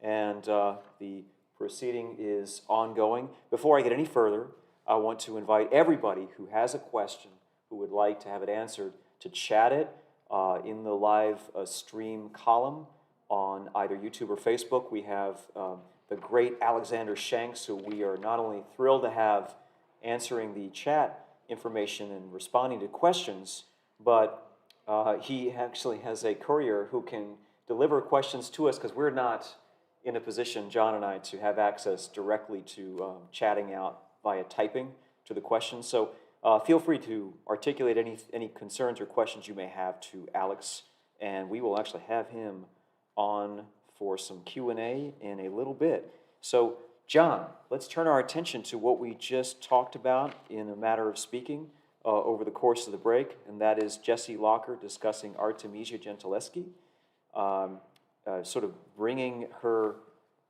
status as an artist up by making works that were shocking in a sense and moving to a higher state of recognition, training with her father because she was not able to get into the academy. And then, of course, he was talking about, actually, Peter Trippi was talking about Waterhouse moving from a tradesperson to a gentleman in the sense that there was an awareness that an artist could become a respected individual for their poetic sensibility. I thought both of those things were really wonderful, and I wanted to hand it over to you to get some commentary on a few things, mainly women in the arts and art history in the academy. Okay, Dan, yeah, it's interesting. I mean, I was familiar with some artists from art history, but doing a little research, actually, I learned quite a bit. I remember looking through a drawing book and I saw a watch drawing by, I think, a Baroque master, and I thought, I wonder what his name was. And it wasn't a him, it was Elisabetta Serrani. And I never saw the drawing materialize into a painting, but it was just such a powerful wash drawing, very little line, tone, but about a man. The narrative was a man being exorcised because he was possessed. But it was such an amazing image. So I looked her up, and her father was a painter who actually studied with Guido Reni, and she was one of the, Bologna's most renowned, I guess, painters. She basically took on portrait commissions, and then she opened her own studio where it was, very, very successful because she accepted women artists. She died tragically at 27 years old because she had intense financial stress because she was the breadwinner. She was the one making money for the family. So it was a very tragic, kind of end, but a wonderful artist. This is Serrani you're talking about. This is Elisabetta Serrani. Okay. Serrani, 17th century Baroque, and of course we can't not mention Artemisia Gentileschi. Oh, I was going to ask you about something else, because Serrani, you mentioned, was from Bologna, and I thought you were going to say, because Incominati's name comes from Bologna, that we have to mention that, but I'll let you off the hook. That's interesting, because, I don't think she would have been allowed to attend Incominati back in those days. That is true. Which is interesting, and that's why she opened her own school. And a lot of the women artists that I found that became, wonderful artists had fathers that were artists. Or had, or they basically had to cobble their own private instruction somehow. Almost study in secret, right? Yeah, it was basically under the radar. Yeah, they had to somehow kind of design their own course, I guess, or curriculum. It was very, very challenging and very unfair, obviously. And we have parallels of that with some of the male artists studying anatomy in eras where looking at the dissected cadaver was frowned upon or was seen as utterly unacceptable by a great many powers over society. Yeah, interesting. I think 17th century Italy, I guess that was the epicenter for anatomy at that point. But other times, I'm sure it was more challenging. Because dissections were a little bit more common, I think. Yeah. Another great, probably the greatest, and I would say greatest, 17th century Baroque painter, man or woman, was Artemisia Gentileschi. She studied with her father Orazio, and she painted a painting titled Susanna and Her Elders when she was only 17 or 18 years old. So it just gives you a perspective, of the intense training that they probably received as very, very young people, usually 10 or 11, they would start. So it's pretty astounding. Her most famous painting is Judith beheading Holofernes, the Assyrian general Holofernes. And it's probably one of the most powerful and violent paintings you'll ever see. It's shocking. It's shocking. It's incredible. But what's so shocking about it? It's so natural. The naturalism is just unbelievable. And, you know, not to compare, but if you look at Caravaggio's version, it actually is, I think it's, hers is superior. I really do, because of its naturalism. And I think what's interesting about Artemisia is that she was a victim of rape, you know, by one of her father's colleagues, actually, Agostino Tassi. And in the painting, Judith beheading Holofernes, she actually depicted a bracelet on Judith, and the bracelet is Artemis, the goddess who guarded her chastity. And anyone who would dishonor Artemis' chastity would meet a violent end. And I think obviously there was a deep symbolic meaning behind that painting when Artemisia, you know, painted that painting. So she obviously identified with Judith. So she was just an astounding painter, again, man or woman.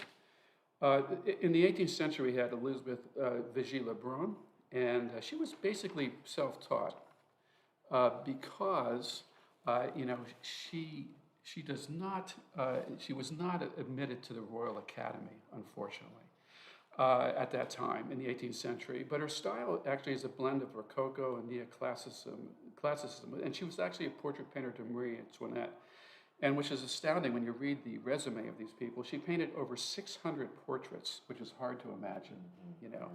During the Revolution, she had to flee Paris, and she painted commissions in Italy, Russia, and Germany. Yeah, she was on the run. She was on the run, exactly, because she was close to the royal family and Marie Antoinette, obviously, and there's another still life painter mainly known for that, Anne Valliere Coste. I'm not sure I'm saying it right, but she was primarily a still life painter, and she was also a marvelous painter. And then we have another 18th century painter, Adelaide Labille Guillard, and she was also a portrait painter, and she was an advocate for women artists to receive the same training as men. In fact, she opened her own studio at the Louvre, and basically specialized in training women artists. And one of her famous paintings, which I love seeing, is at the Met, and I'm sure you've seen it, is Guillard, you know, painting with her two pupils looking over her shoulder. And it's obviously an impractical, you know, painting or portrait because she's wearing this incredible blue satin dress, but obviously it's for theatrical purposes, you know. But it was just a wonderful painting. I mean, it's technically astounding. And it is astounding. There's no denying it. You look at this, and the closest thing I can think of is maybe the silvery patterning that Rubens paints in the painting. I think it's Isabella Brandt, but it might be a different sitter in Washington, D.C. But it's no better than this. This is just as accomplished technique and technical engagement as any you'd find in Rubens, in my opinion. I agree. I always look at it, and there's a real sense of power. There's such a strong sense of three-dimensionality in the painting, and it's just very solid. I mean, even the chair, all the items outside of the figures are just beautifully painted. So she actually, you know, speaking of the Revolution, she actually stayed during the Revolution. She became a painter to Robespierre and the other revolutionaries. Wow. And when things calmed down, she wasn't so popular as a result. So her career kind of waned as a result of that. Tough time to be an artist, Tough time to no matter what side you're on. Yeah, she basically was very savvy. She had to survive. I think she paid the price after that. But Guillard and Vigée-Lebrun actually were admitted to the Royal Academy in the late 1700s, so they started to loosen the rules a little bit. But yeah, and then we go to the 19th century. But can I ask you a question about that before you move on? Please. Did Vigée's entry into the Academy have anything to do with her husband's? I think it was his grandfather was Charles Lebrun, who founded the Academy. Could have been. It could have been, and I'm not really sure. But I think, I think it probably would probably be the case that she may have had some help. Of course, we had that show at the Met some years back, and we all went out and really took it upon ourselves to analyze the palette colors. That was the topic of the day. It sounds a little bit mundane to somebody who isn't an artist, but this notion of people holding up their palettes to the viewer 200-300 years ago, and your ability to just figure that out and see what it was and what it was about. They actually wrote down the original palette colors from the French Academy back in the earliest days. So we have access to that information and can recreate an accurate historical palette with that information. Yeah, it is interesting. Yeah, and the palettes are very similar because the colors are obviously more limited than we have today. Mm-hmm. But we have, ochre. I'm looking at the palette now. Naples yellow, yellow ochre, probably an earth red, a vermilion, ultra blue, probably. But yeah, probably those standard colors. But absolutely. Yeah, it's pretty amazing. In the 19th century, again, I'm thinking about my travels to the Met, and there's a wonderful painting by Rosa Bonheur, the Horse Fair, very, very large painting. Her father was a landscape painter as well, and she actually was trained. Again, she wasn't admitted to the life class, I guess, but she trained by copying paintings at the Louvre and drawing plaster casts and studies animals, because that was her passion, really. She was famous actually in her day, not only nationally but internationally, and her father actually predicted that she would surpass Figgy Lebrun as one of France's greatest painters, which I thought that was interesting too. And one critic, said that the Horse Fair was so good that it could have been painted as a man, which is actually a very demeaning criticism, actually. But that was the time they lived in. And she was actually, very modern, and her sexuality was very in question, but she was very, very independent. She didn't really care about what other people thought about her sexuality. So she was a real kind of trailblazer in her day. And one good friend said of her, a very prominent person said, "Genius has no gender." So I thought that was very Yeah, that is great. And you look at the painting, the printout that we have of her work here of the horses, and they look like horses. The Delacroix painter, they're just as animated and as ethereal in the way that they show what you'd want to see. In the expertise in painting the horse and understanding the animal. So we do have some artists that come through occasionally to talk about doing animal portraits as though it's a demeaning practice. And we always say, well, look at Rosa Bonheur and look at how amazing she is. She really exemplified the highest order of painting that subject matter. And so, rise to that, lift your abilities and lift your ambition and aspire to be that good. Absolutely. And I there's these engravings or lithographs, I should say, by Bernard Romain Julien that were done in the early 1800s of profiles of heads and different details of the human figure. And Rosa Bonheur actually did, I think, a very similar series, but they were animals, and you'd see profiles of horses and dogs, and they were just phenomenal, phenomenally drawn. She was a terrific draftsman. And but it's interesting, looking back, and you wonder. You look at 17th, 18th century painters, and that's why Tintoretto was such an anomaly. She was unbelievable. But most of the narrative painters were men. And because, women, actually the reason is because women were barred from the life drawing classes that were attended by men who were inspired to be historical narrative history painters. Because history painting in that time, it was probably the most elevated branch of art at that point. And so that's why you don't see many women history painters. So that's one of the reasons. Because history painting required a great knowledge of the human figure. So that was the catch, unfortunately. And then, in the 19th century, women were taught drawing as a hobby, and middle-class families hired drawing masters to teach women as part of their general education, like they would, quilting or whatever. And Ang actually painted a very prominent teacher of drawing. Her name was Madame Cavet. Oh, yes. And I know, Dan, you've heard of her. In fact, you have the book probably. I have her book, and I've used to. When we both used to, in a way very much like commiserating. We both did teach at Parsons, unfortunately, for a little while, and I tried to teach the Cavet method, which is an 1860 method of memory drawing by Madame Cavet, and it was a lot of fun. I had some great students, and that was an interesting time to try to work in memory drawing and work that concept into a curriculum. Yeah. And I think, I named a couple of paintings that you actually can see at the Met. And Ang has a nice profile of beautiful, like an ébauche. It's not quite finished, but a beautiful painting of Madame Cavet. I know that painting, yes. Very, very pretty profile. Yes. So if you're at the Met, check it out. Check out the Horse Fair, Madame Cavet, and Girard. She was a friend of both Ingres and Delacroix, who talk about the two great Titan rivals of the day. She wouldn't have them over for dinner at the same time. No, that would have been a pretty unfortunate affair for sure. Line color. It's pretty interesting the time, though. I think, basically, I think in 1896, women were permitted to finally enroll in the École des Beaux-Arts. Mm-hmm. And I'm sure they were penning from the life model. And then 1903, they were also allowed to compete in Prix de Rome.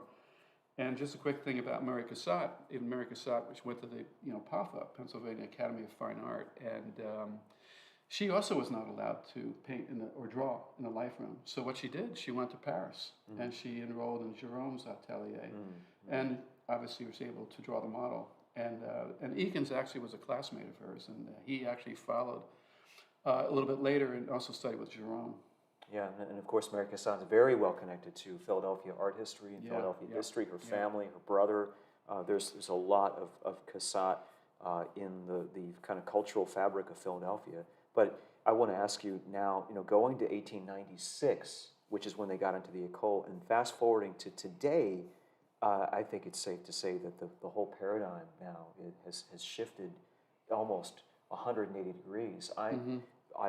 On a very routine basis, will have 60 to 70% female students and not that many male students. And I think that's delightful, but I also think that it's counterintuitive to maybe some people who are tuning into an event like this to recognize.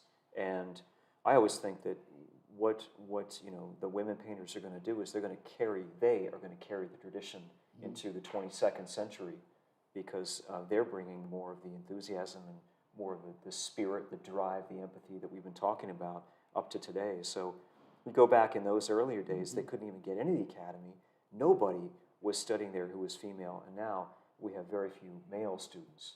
Yeah, that's an interesting observation. I agree with that. My students are women as well.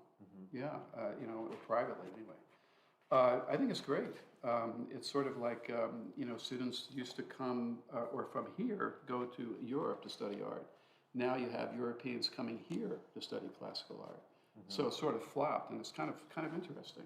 It's a nice dynamic, actually. And I'm seeing a lot of, on a totally, maybe not so totally, but an aside here, grading my finals for my anatomical drawing, and all of the top imagery was by women artists, and I was just delighted and inspired to see that, and that has become more common than ever before. So I think it's an evolving situation that we find ourselves in.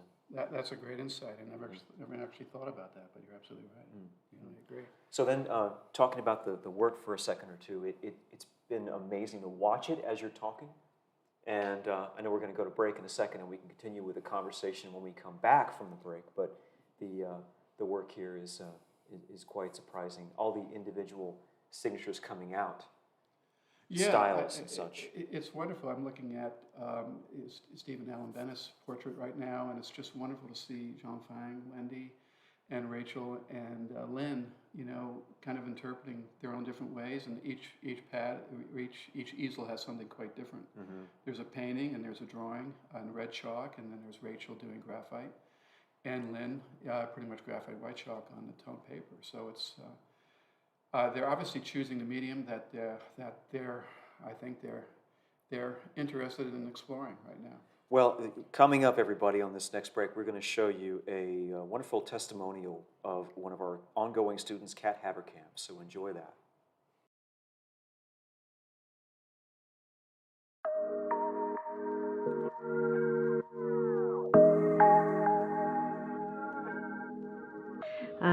My name's Katherine Haberkamp.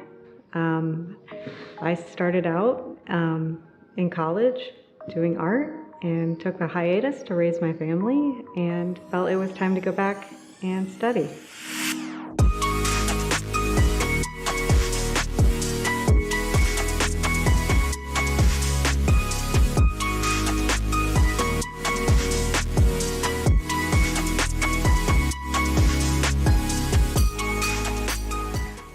In level 3, we are primarily doing our painting, We start with duotone and figure. And duotone is when we use just very limited color, and we describe the form and develop the form just using that and the gray of the canvas. So you're putting everything you've learned in level 1 and 2 with the through lines and the proportions and your paint handling and all that, and you're accumulating it into one class or painting, to where you're taking it the next step further so that you can start to really develop your figure painting, your knowledge. You use your anatomy that you've learned in the previous levels. You kind of use everything you've been learning for the past 3 years into one class.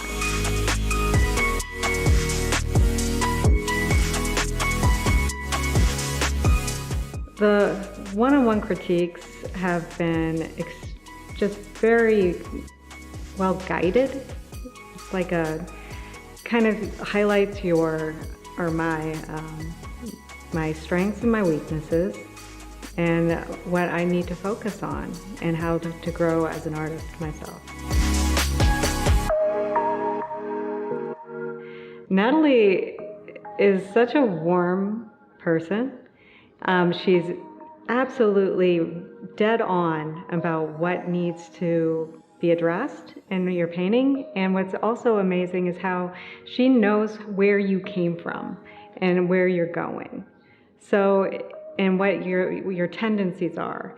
And I think that is the key to knowing how to develop as an artist, is knowing what your tendencies are and how to address them.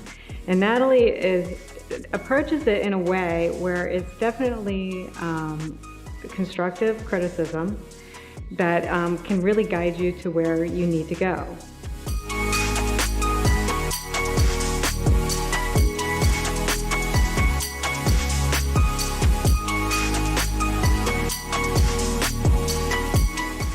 So coming here after primarily being a mother and a stay-at-home mom, it's really just feels like another step for me, because as a mother, you're always a mother, and as an artist, you're always an artist, and you're always learning, you're just always developing, and it never ends when we never retire.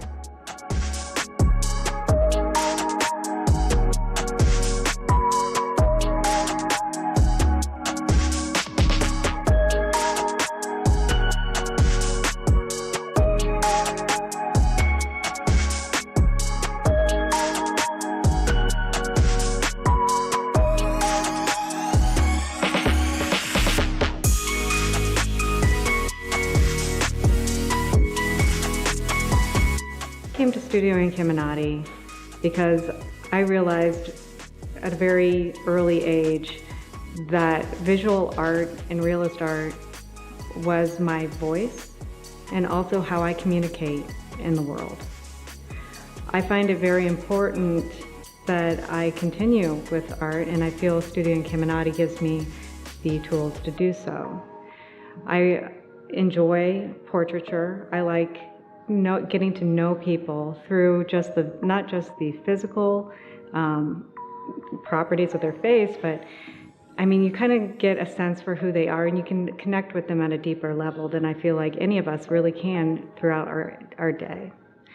I also enjoy figurative, and just being here, I have discovered a lot that I connect with a lot more than just portraiture. I found the still life to be incredibly narrative and have a lot of meaning, which I never really kind of noticed before. So, and figurative art can be extremely expressive. And I find that also has its use. And it's just a way of my communication with the greater world.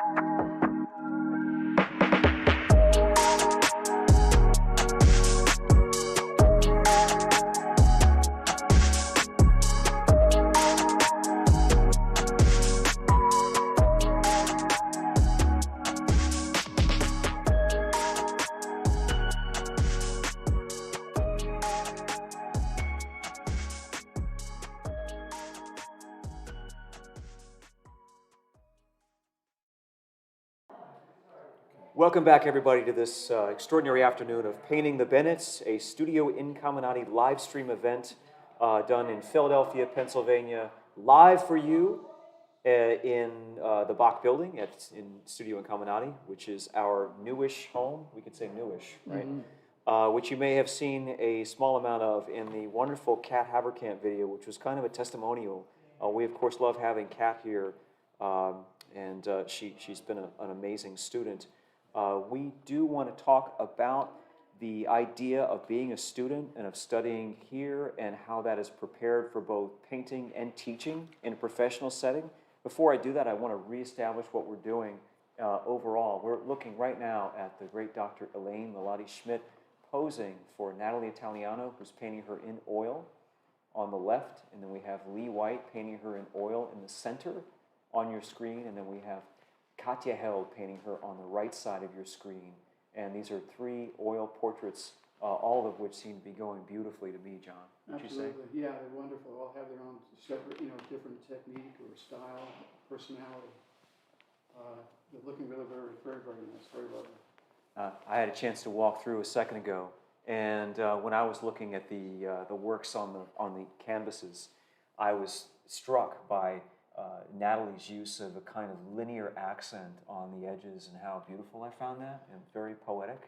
And I was likewise struck by Lee's inclusion of her hands and a kind of gestural overall feeling of her body and her head and how unique that is. And then I looked at Katya's amazing buildup of kind of subtle color and plane and kind of a built structure within the paint, which really appeals to me when I try to paint because I love that kind of look, that aesthetic. Yeah, it's nice. I'm looking at Katya, and looks like as I'm looking at Dr. Schmidt as well, I can see that the strongest highlight seems to be on her forehead because the light is above, obviously, and it looks like Katya has pretty much made that pronouncement as a key or a reference, and then trying to, I guess, manage the values in relation to that. I think it's a good idea, when we're painting and drawing, is to establish the lightest light and try to use that as an anchor, to compare the other values against. And I'm looking at Lee's too, and it's she was showing me all these wonderful, violets, and looks like she's nailed it. I never heard of a cadmium violet before until she showed me her Williamsburg cadmium violet. So it's really amazing, quinacridone as well, and all different kinds of violets. I'm not sure that's a legal color at Studio Incamminati. We're going to have to consult the handbook on that one and get back to you all. But yeah, maybe she sneaked that one through, I think. Well, for now, but yeah. There's still time left, so we may have to enforce the. Never mind. Go ahead. Yeah, no, it's looking great. She's obviously looking at the total picture and working obviously on the head right now, but keeping everything percolating. I think I remember my teacher Michael Aviano said that the first painting should have pretty much the same degree of finish all over, so you see the unified whole. You don't want to get stuck or pigeonholed in one area and then lose sight of the whole, the holistic of the design. So yeah, and your teacher Michael Aviano should be said was Frank Riley's monitor in the 1940s. He was Frank Riley's monitor, so exactly. There's a great pedigree there. Yeah. So I want to kind of segue a little bit into a great conversation we're about to have with Alexander Shanks. Alexander Shanks, who has been single-handedly manning the YouTube and Facebook live stream. I don't know how you're doing it, Alex, but you're going into kind of a constant conversation with several people, I think several dozen people, all at the same time, channeling questions and the like, and we really appreciate you being involved in the presentation. Absolutely. Thanks for having me. But I also know that, I think technically you're still a matriculant in Studio Incamminati, but you're already branching out and teaching in your own right. I know you teach at the Wayne Arts Center. Currently, yes, teaching at the Wayne Arts Center. I had gone to Studio Incamminati, of course, for 4 years in the professional program, and prior to that, a number of years in the emerging artist program, which is, of course, our teenager introductory course for figure painting. And then, of course, throughout that whole kind of period, I was studying with my parents, Nelson and Leona, as well. And so was that the Saturday program that you were talking about with Rebecca Tate? It was, yeah, okay. Rebecca Tate, absolutely. Great. So then, having almost arrived with the full scope of the course load and everything else, and now being a teacher. Would you talk a little bit about how your studies have prepared you for being a teacher? Yes, absolutely. I think that the Incominati program is a very approachable, kind of scalable introduction into painting and drawing, and sort of like bridging all that together. Mm-hmm. Of course, we put a massive emphasis on learning to see, learning to, I think, manage kind of complex problems and break them down into kind of more approachable stages. Mm-hmm. And that is something that I've, of course, learned here. I've learned from my parents, talking about the sort of grisaille or block-in method and developing that into like a more finished painting. And that's something I've carried over sort of into my teaching style. And I think that it's gotten good results. I haven't been fired yet. Nor have I. Right, absolutely. There's always today, right? And the good thing with me is I can There's always time to mess that up. Well, I can blame half of this whole thing on John, so that's, sure. That's my saving grace. But I want to ask you about something that Kat said, where she said that she realized throughout the course of her studies that visual art was her voice. Mm-hmm. Do you identify with that, and if so, how? Yes, that's a great quote by Kat. Absolutely. Could you repeat it, actually? She said, I realized at some point that visual art was my voice, mm-hmm. how I communicate. That's good. I'm definitely someone who likes to talk, or at least hear myself talk. So, I think, yeah, absolutely. Visual art is a big part of that. I think you have to be able to articulate maybe things about your art because, of course, it can maybe hold more meaning to you, and you sort of have to, I think, sell the idea a bit. I think that all of us have the integrity to have real meaning behind the things that we try to sell. Mm-hmm. But it's a very good point. It's a very good point. Mm-hmm. And so have you, I've been hearing about you through your mom, of course, grapevine a lot, and just kind of celebrating your career enthusiastically. And she's talked about how some of your projects, your commissions, have dealt with painting from monitors, and some of them have dealt with painting from life. And you've kind of been there, done that on the monitor, and you're really excited to get back to the full life painting situation. Oh, absolutely. Because there's something about that sense of being in the same room with somebody, mm-hmm. where you kind of share the same space, and it's altogether different from painting from a picture. Totally. Because you're I don't know, there's something about the silent dialogue, right? Mm-hmm. Mm-hmm. It's a good point. I mean, I'm definitely excited to get back from life. I think a pretty common theme is if you sort of train from life and then you work from a photograph, like you might get a lot more out of that than if you were to, kind of begin your training from photography or from sort of still images. Mm-hmm. But kind of to your previous point about Kat's quote, I definitely feel like the statement doesn't always reside, or the experience doesn't always reside in the kind of final image. And I think the two of you, being so into sort of the exploration throughout the creative process, kind of know what I mean there. So, maybe a painting, you sort of, again, it's not always purely visual. I think sometimes being able to add a little bit of, vocabulary behind it is right. good. Right, sure. John, would you want to ask Alex a question? No, I think it's a great, Alexander, that you're following kind of in your father's footsteps here.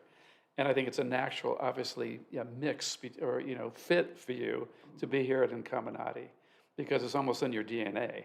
I think pretty so. much. Yeah, I mean, how Nelson worked and you worked. Obviously, you have a real empathy for that. Sure. I think it's great. No, I think it's wonderful to see you and Annalisa, see how you develop. And from what I can see, you're doing really, really well. Thank you. I'm trying. So keep up the good work. I genuinely do. I genuinely do almost, every day just think about the obviously wanting to get back into a classroom as a student primarily, because it's just, you don't want to go into this alone. And there's so much great information out there, mm-hmm. great teachers such as yourselves. And, someone like me, a painter like me, I would be eager to spend more time kind of absorbing what I could. Yeah, I want to ask. So this is me asking you guys if you'll have me as a student. Sure, you're sort of hitting the railhead of this, and the real railhead of this is that you continue to move into an educational development sense by teaching, by going into a room and sharing what we thought we knew, what you think you know, and then what you think you know winds up evolving exponentially further than your students, because you have to kind of deconstruct it and reassemble it out of sequence, right? Right, In that's a ways great point. to connect with somebody in a different path, with a different set of prerequisite skills before they got to your class, right? Absolutely, absolutely. And I think that, great point about, so sort of the origin of the teaching here, it was like you would learn a lesson, and then the next step was for you to then teach that thing to the next person that came in, like kind of like what Bo Bartley was talking about, with the seniority of the two students. Yes. You really understand something if you can sort of teach it to somebody else in a simple way. Yeah, and that's a great point, because that's been a conspicuous part of the training here at the school going back, was to kind of allow or create the opportunity for people that are still students to become teachers in their own right for skills they've already become proficient with. Mm-hmm. And I don't see that happening in a lot of places, do you? No, not at all. No, I would definitely say we're unique to that. That's definitely proprietary to us. Outstanding. I think that's why I remember my experience back in the Wolf Building, where you would have fellowship students that would graduate technically, I guess, but also teach. And I think that's a wonderful way to learn. I mean, by being a teacher, you learn every day. And I think when you have to share or articulate something visual, it's very difficult to do. So if you can do it, Oh, sure. good for you. And you go into a room as dean of fine arts. You walk in the room and visit occasionally, and you see somebody developing a piece, and you recognize that for visual learners, that's the way they learn. They see it develop. They see the nuances. They could read a book 10 times; it might not resonate at all, but they're still intellectually very curious and hungry for ways of strategizing through a visual challenge. And others don't learn that way. They have to learn through a kind of literary translation, and that's okay too. But as long as you have an environment that can support both types of person, both types of student, you kind of can't lose, right? Right, absolutely, absolutely. Well, I think also it is obviously a visual art. And I think if we can demonstrate, I know I learned a lot by watching other artists demonstrate. In fact, I remember going to the League when Nelson Shanks, I was studying with your father, and Nelson was giving a demo, and my wife was a watercolor painter, said, "You want to go see the demo?" She said, "Sure, I'd love to."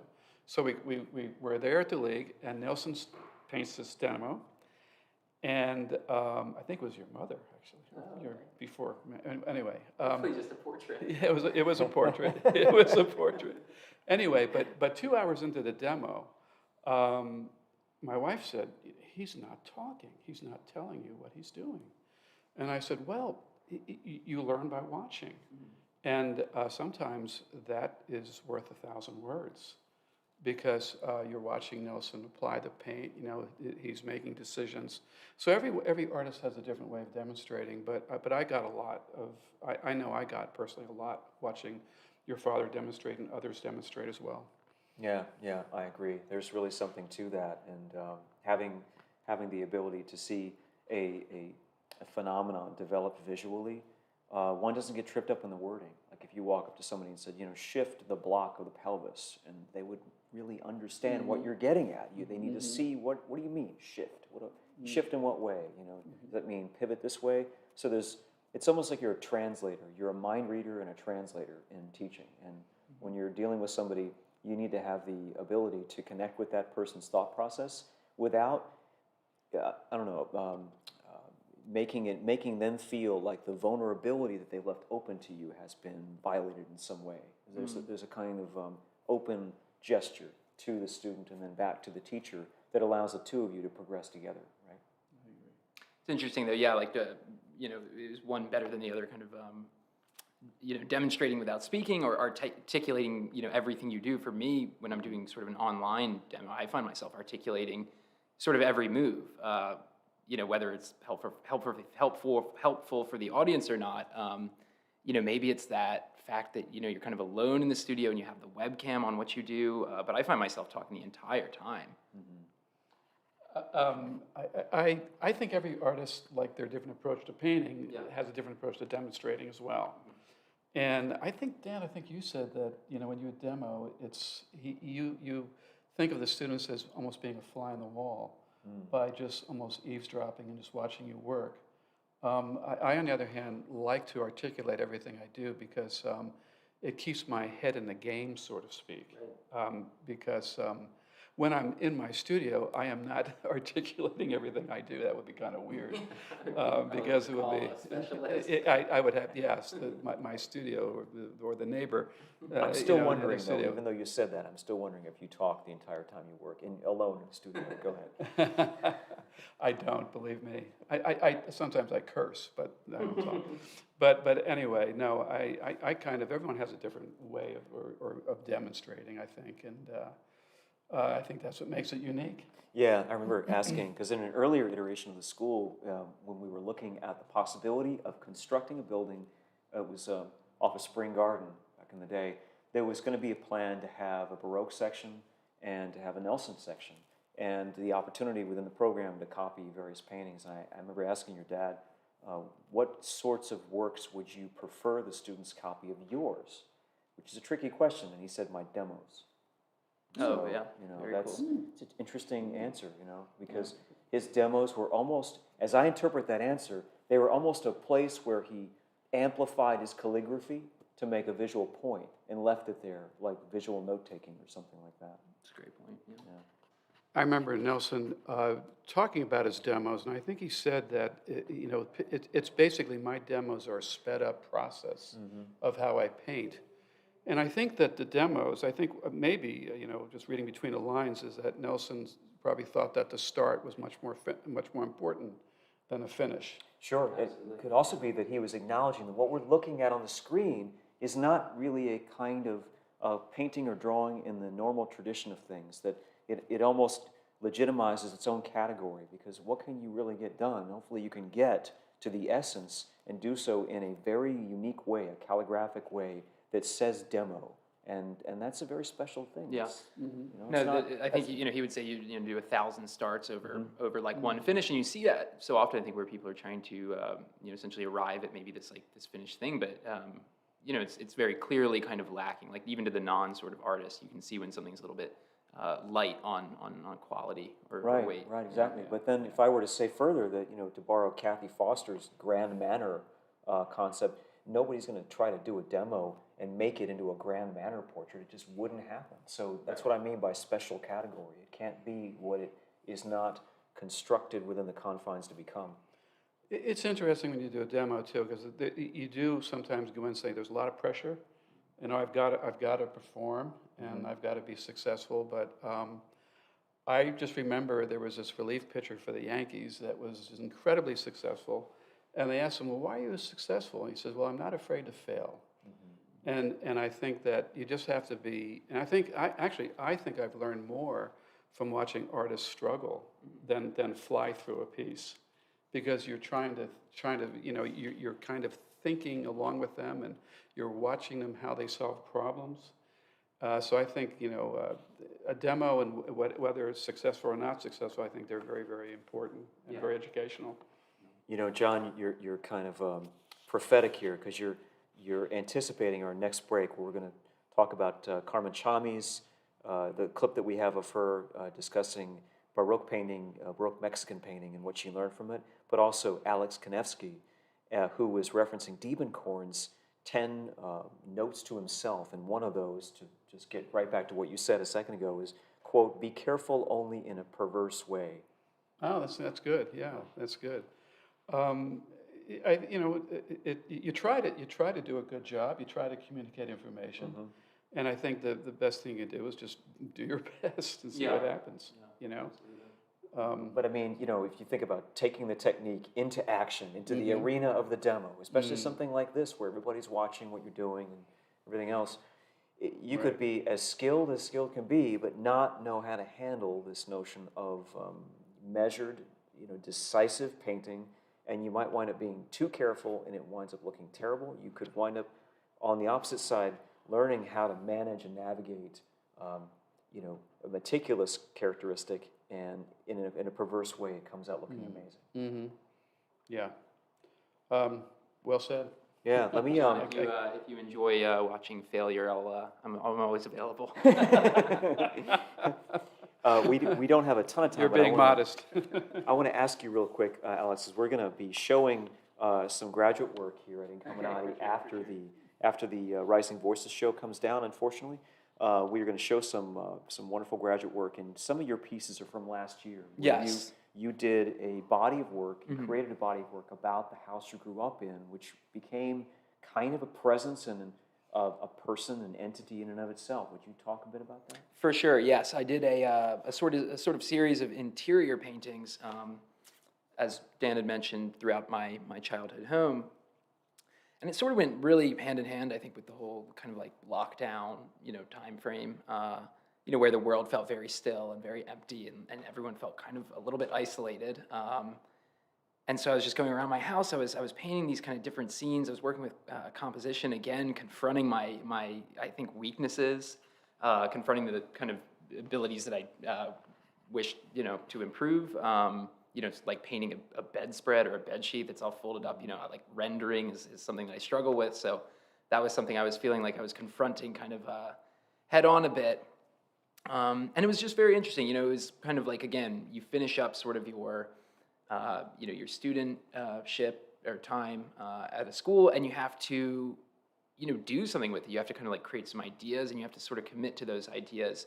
And so that's what the interiors were for me. And there were certainly a few sort of ones that didn't really make it. But there were a few that kind of tied together. And it definitely set me on the path of being a little more committed when I think it comes to like maybe, more like series oriented work, like thinking too as far as like, what does this all fit into?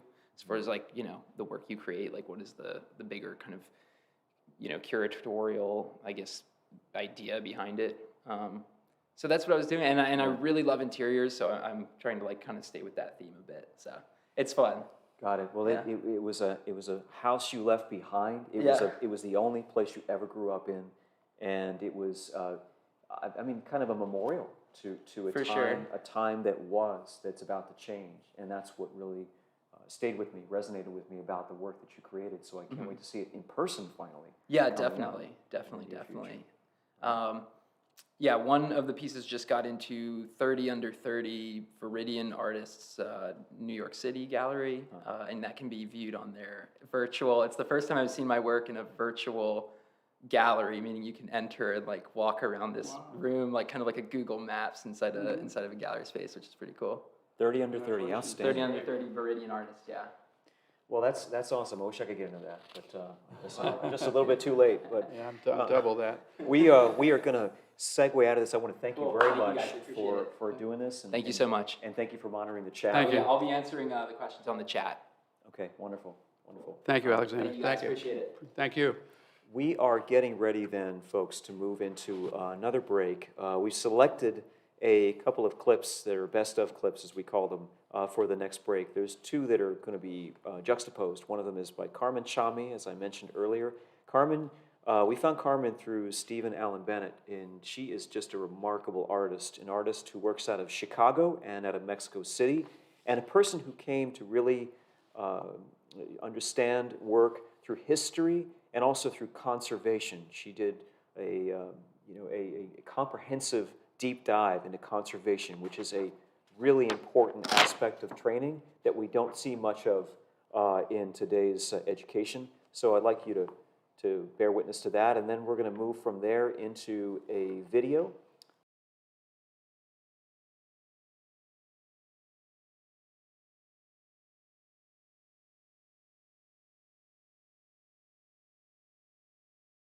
Looked from the video like you took your studies and began to emulate the great masters of Mexican painting, and that must have been crucial for your own work. Could you describe how that process, how that metamorphosis happened? Yes. The thing with Cristóbal de Villalpando and Juan Correa, they were painters from the 17th century. And in my times, in the 90s, nobody take care of this kind of painting. It was just a few historians. And when I saw that paintings, I was really shocked about why. Because the color is beautiful, the light is tremendous. And the first answer that came to me was because in the case, by example, in the case of Villalpando has very similar artworks as Rubens, the same images, the same kind of representation. So I remember that to hear that Villalpando was like the copy in America, in Mexico from Rubens. And when I saw for the first time a real Rubens, I was like, no, it's not true. It's like the color is so different. The use of the light is so different. Rubens is like a pastel. I like a cake, a nice, beautiful. I love it. Rubens is great paint. I love it. But the use of the color is another conception. And in Mexico, it's more like pure colors, more dramatical colors, more light, more shiny, more like as Mexico. If you go, if you visit our country, you will see that the light is very different than the light in United States. In United States is a light more contrast and more blue. Light is blue. I don't know if you notice, maybe not, but the light here, maybe in the Midwest, just in the Midwest, but is blue. And in Mexico, the light is more diffuse, is super warm, a lot of oranges and yellows. Doesn't matter the time of the day. So that is a thing that that's why maybe Villalpando and all the 17th century people did it. So did that kind of painting, right? And for me was like a great discovery. I saw the technique was forgotten, and for me was like okay, let's try to do something with this. And honestly, I never expected to do my own creativity artwork at the beginning. I just wanted to learn the technique and just to create like a reproduction atelier, just to share this information. But when I tried to do that after 10 years and in the master degree, in my master degree in the Academia San Carlos, it was like a knock, knock, no. Try to do to be more risky and to do your own language, and it works. So this is a little movie, so we can start it, and this is a painting of mine, and I just brought it in here because that kind of illustrates my own struggle with what to do with the pretty initial positions. I photographed the painting at the end of every day of working on it. And because I couldn't understand the logic of how it developed, and I wanted to know. So I have a model that was in my studio, and I have this exterior, which is a fire escape outside of my studio. I combined them, but I worked directly from both out there and the model.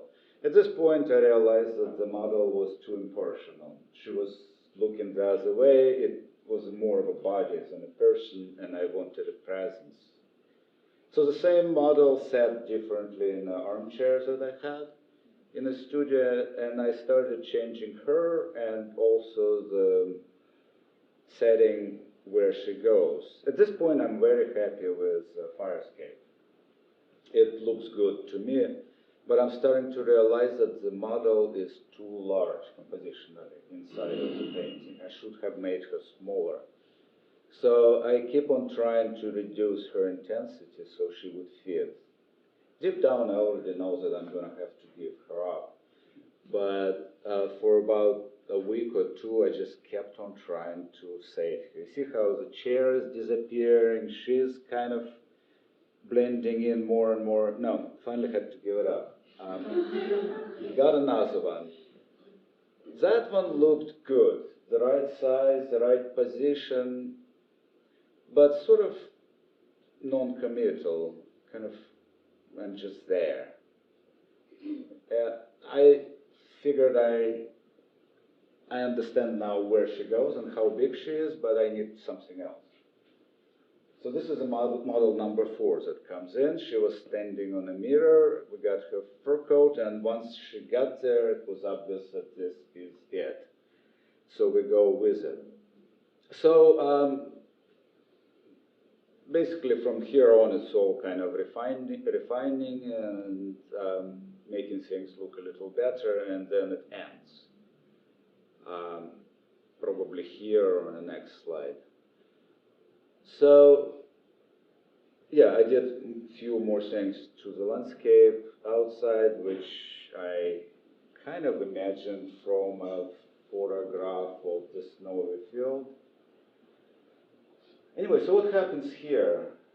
So many things go within one painting, and most of it, 90% of everything that was done is not visible anymore. What a waste.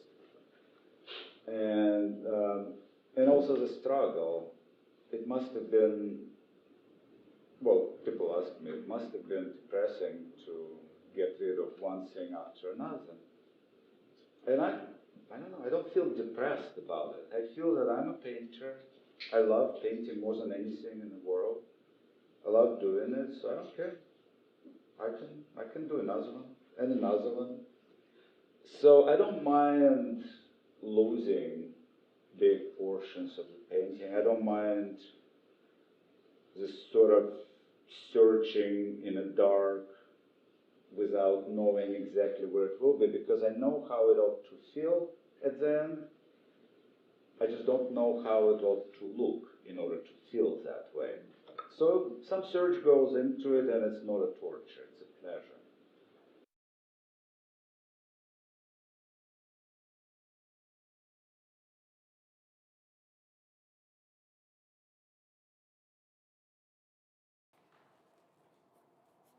Welcome back, everybody, to this Incamminati live stream demonstration, Painting the Bennetts, where we are well underway. We only have an hour and a half left, John. Can you believe that? I could do this all day. This is really extraordinary to watch what they're creating, and then to turn our attention to the commentary within has been a real joy. So I thank you for what you bring to the table, literally to the table. Agreed. We are coming out of those two really impressive segments where we had Carmen Chami talking about, I'm going to massacre his name, but Cristobal di Villa del Pando, and her interest in the light and the technique of Mexican Baroque painting, and her connection to the kind of scholarship of conservation and the buildup. I'll never forget in her talk when she said, 300 years, no problem. She can make a piece and have it last for 300 years, and that just stayed with me. And then we turned to Alex's description of the love of painting, where he says, quote, I don't know how it ought to feel, wait a minute, he says, I know how it ought to feel, I just don't know how it ought to look in order to feel that way. Does that make sense? I know how it ought to feel, I just don't know how it ought to look in order to feel that way. Yeah, and that's a pretty interesting... I'd have to think about that one. I mean, it's a really kind of heady quote where you're thinking about the feeling which is driving the image, and the manifestation of that feeling on the canvas is how it ought to look in order to feel that way. So it's fascinating. But that takes us into the love of painting and an opportunity to sit down with our unique unicorn of an operations manager, the great Daniel Malman, who we're honored to have at the table to talk to us a little bit about the love of painting and the opportunities that artists have to engage with painting and painting study and drawing study within the program. So Dan, first of all, welcome. Thanks. And second of all, you were a student here back in the day. You want to talk a little bit about your experiences as a student? And yeah, and I actually was taught by both of you. Thank you for that. It was a while ago now. But yeah, I sort of stumbled upon this school, maybe, I guess it was 10 years ago. And I was sort of looking at master's programs and other programs, and I sort of found this place. And it really, I didn't know a place like this existed, and I just jumped in head first, and I loved it. I think I had Dan in the second year and John in the first and second year in drawing, and it was a great experience for me all around. And yeah, now I graduated from the program, and now I'm working in the office, and you know, just trying to keep it moving and you know, help bring this program to more people in any way I can, because it really meant a lot to me, and I'm just trying to help get these instructors in front of more students, and hopefully it gets to more and more people. Gotcha. Yeah. Well, I cannot say enough about Dan Malman and his abilities as a professional, and his engagements in a way that I frankly would massacre. That what you were able to put together on a daily basis is astonishing. You're too kind. Well, I'm being true, but I also want you to get into a little bit more. I know that you have been the caretaker for Operation Home for a while, and I'd like you to talk a little bit about that. If you, Sure. Or Project Home. Yeah, Project Home. Yeah. And so if you could describe that a little bit, please, and what impact it's had, because we're very proud of that program that you and Michaela, right, are involved in. I think Rachel Pierson's been involved in it in the past, so please share a bit about that. Sure, yeah, I think that dovetails into what I was saying earlier about trying to bring this program to anyone we can, and sometimes regardless of their ability to pay. We don't want that to be, we want to sort of bring access to anybody who wants to learn this. And that was a program that was started by Richard Rossello, maybe 6 or 7 years ago. And Project Home is an organization that fights housing scarcity in Philadelphia, and serves the homeless population, but also is much bigger than that. Provides housing and programs, and we started that program, like 6 years ago. It was Rachel and I teaching at that point, and now we're in, I guess last year we went to remote learning, which was fairly difficult because not everyone has a computer. You know, like that makes remote learning very difficult when you don't have access to some of that technology. So what Michaela had to do was drop off packets for a 15-week course, and then by cell phones, taking pictures, crits that way, crits through FaceTime, and we sort of worked through it that way because we weren't able to do in-person studies. Also, in this last semester in that program, we actually received a grant from the Colie Foundation for 20 iPads, and Michaela and I actually delivered it to all the residences in Philadelphia, and that sort of opened up another layer of communication and art study. Now we can do Zoom meetings, group crits, better photographs of the work for sharing the images. So that's really been just a lifesaver for us. That's awesome. Yeah, I know the President Savoy secured the grant from the Colie Foundation, which we really appreciated, and we were able to connect with individuals in underserved communities to find a revived sense of meaning through creativity. And I saw some of the work that you all did with the iPads, and I was totally impressed. I mean, some of that could have been undergraduate level work in a kind of a circle of art schools, SVA or Parsons or the like, I thought.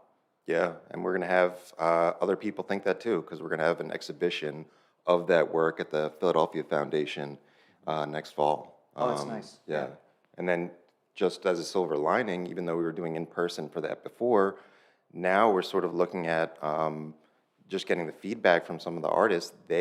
Some of them actually liked the fact that it was virtual, that they could set up a studio in their own house, they could work on it whenever. When it was in person, they could only work on it during those three-hour blocks, 2 days a week. And some of them really, really want to do that work all the time, and they set up a studio, and they can do it whenever they want. We also were thinking there's some people, if there's someone that has mobility issues, they can't come into the studio. And we hadn't, embarrassingly enough, thought about that before. And so now we have the opportunity with these iPads and with this technology to actually bring it to people that couldn't actually come in. So silver lining. Yeah, it's great. And great thanks again to Richard Rossello for making it all so possible. It's really a life-affirming practice, and we're honored to be a part of Project Home. Yeah.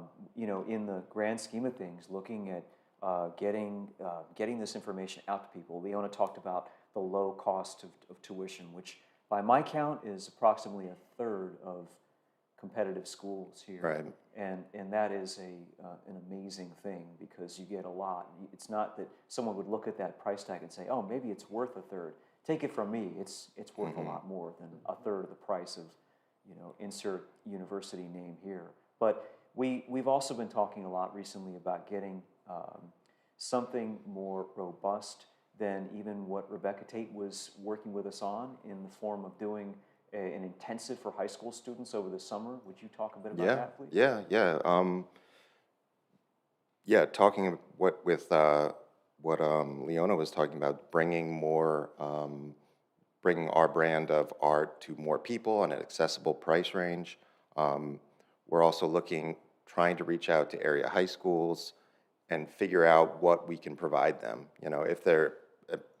You were in on a meeting with some of the high school teachers, and they were enthusiastic about it. And we're starting a 2-week intensive this summer for high school students, and it's going to be taught by Darren Kingsley and Rebecca Tate, and that just went live on our website if anybody's interested. But yeah, I think it's a great program. Rebecca's been teaching the Emerging Artist Program with high school students for decades. So she's great. Darren's awesome.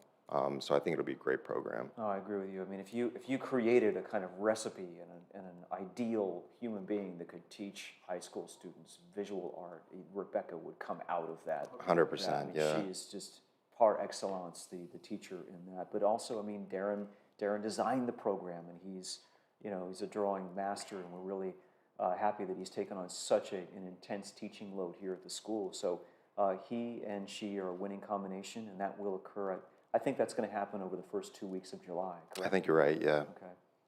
Well, that's wonderful. What other programs do we have coming up?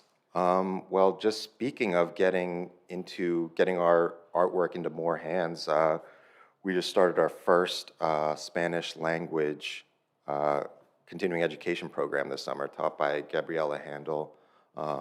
And I guess this sort of came out of our move to South Philadelphia.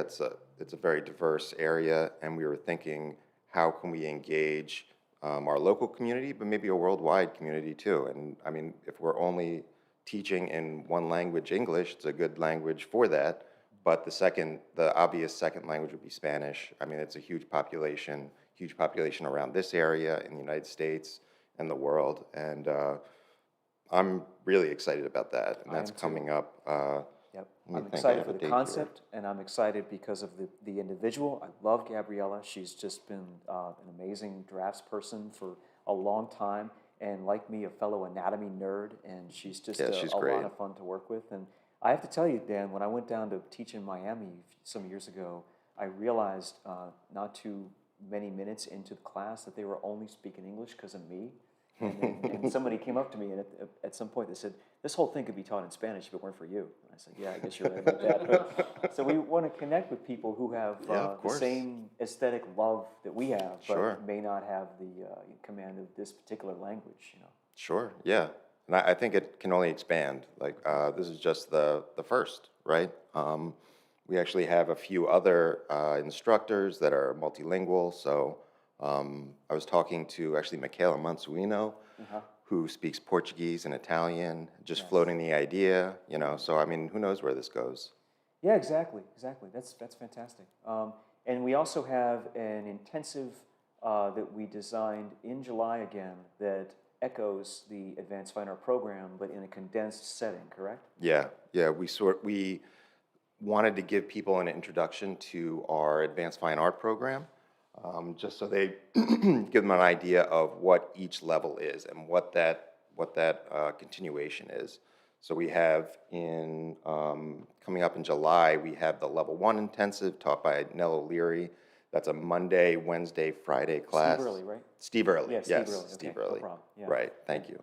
And that's a Monday, Wednesday, Friday class, the week long. We decided to give, and it'll be sort of our basic level 1 class. It's going to be charcoal, drawing, structure, anatomy, proportion, all the basic things that you need to move on to painting. Because all those things, if you don't have the proportion right, all that paint is going to waste. So that's sort of what we're doing for that level 1 intensive.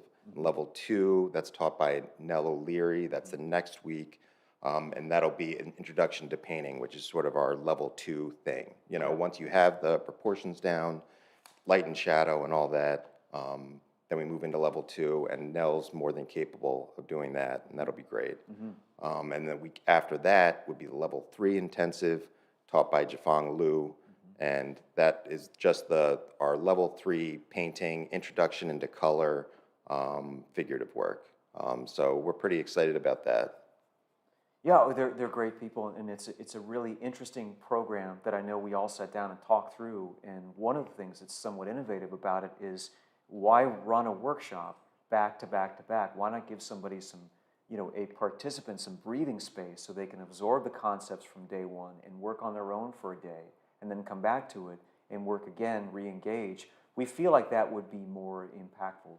That having Monday, Wednesday, Friday as the instructed days, and having Tuesday, Thursday off would be a better way of not only cutting the costs for the applicant, but also making sure that the information isn't burned through too quickly, because it's really a matter of practice, right? Yeah, I mean, I think that's really important. I mean, the instructor can only say so much, I mean, I took classes with both of you, and there were times where maybe a year later, something that somebody said, I think it was John DeMartin, draw what the model's doing, not where they are. And I didn't understand what that was until maybe the 3rd class that I took. So it's important to have a day of instruction and then go home, work on your own stuff, try and figure out exactly what they were saying and work through it.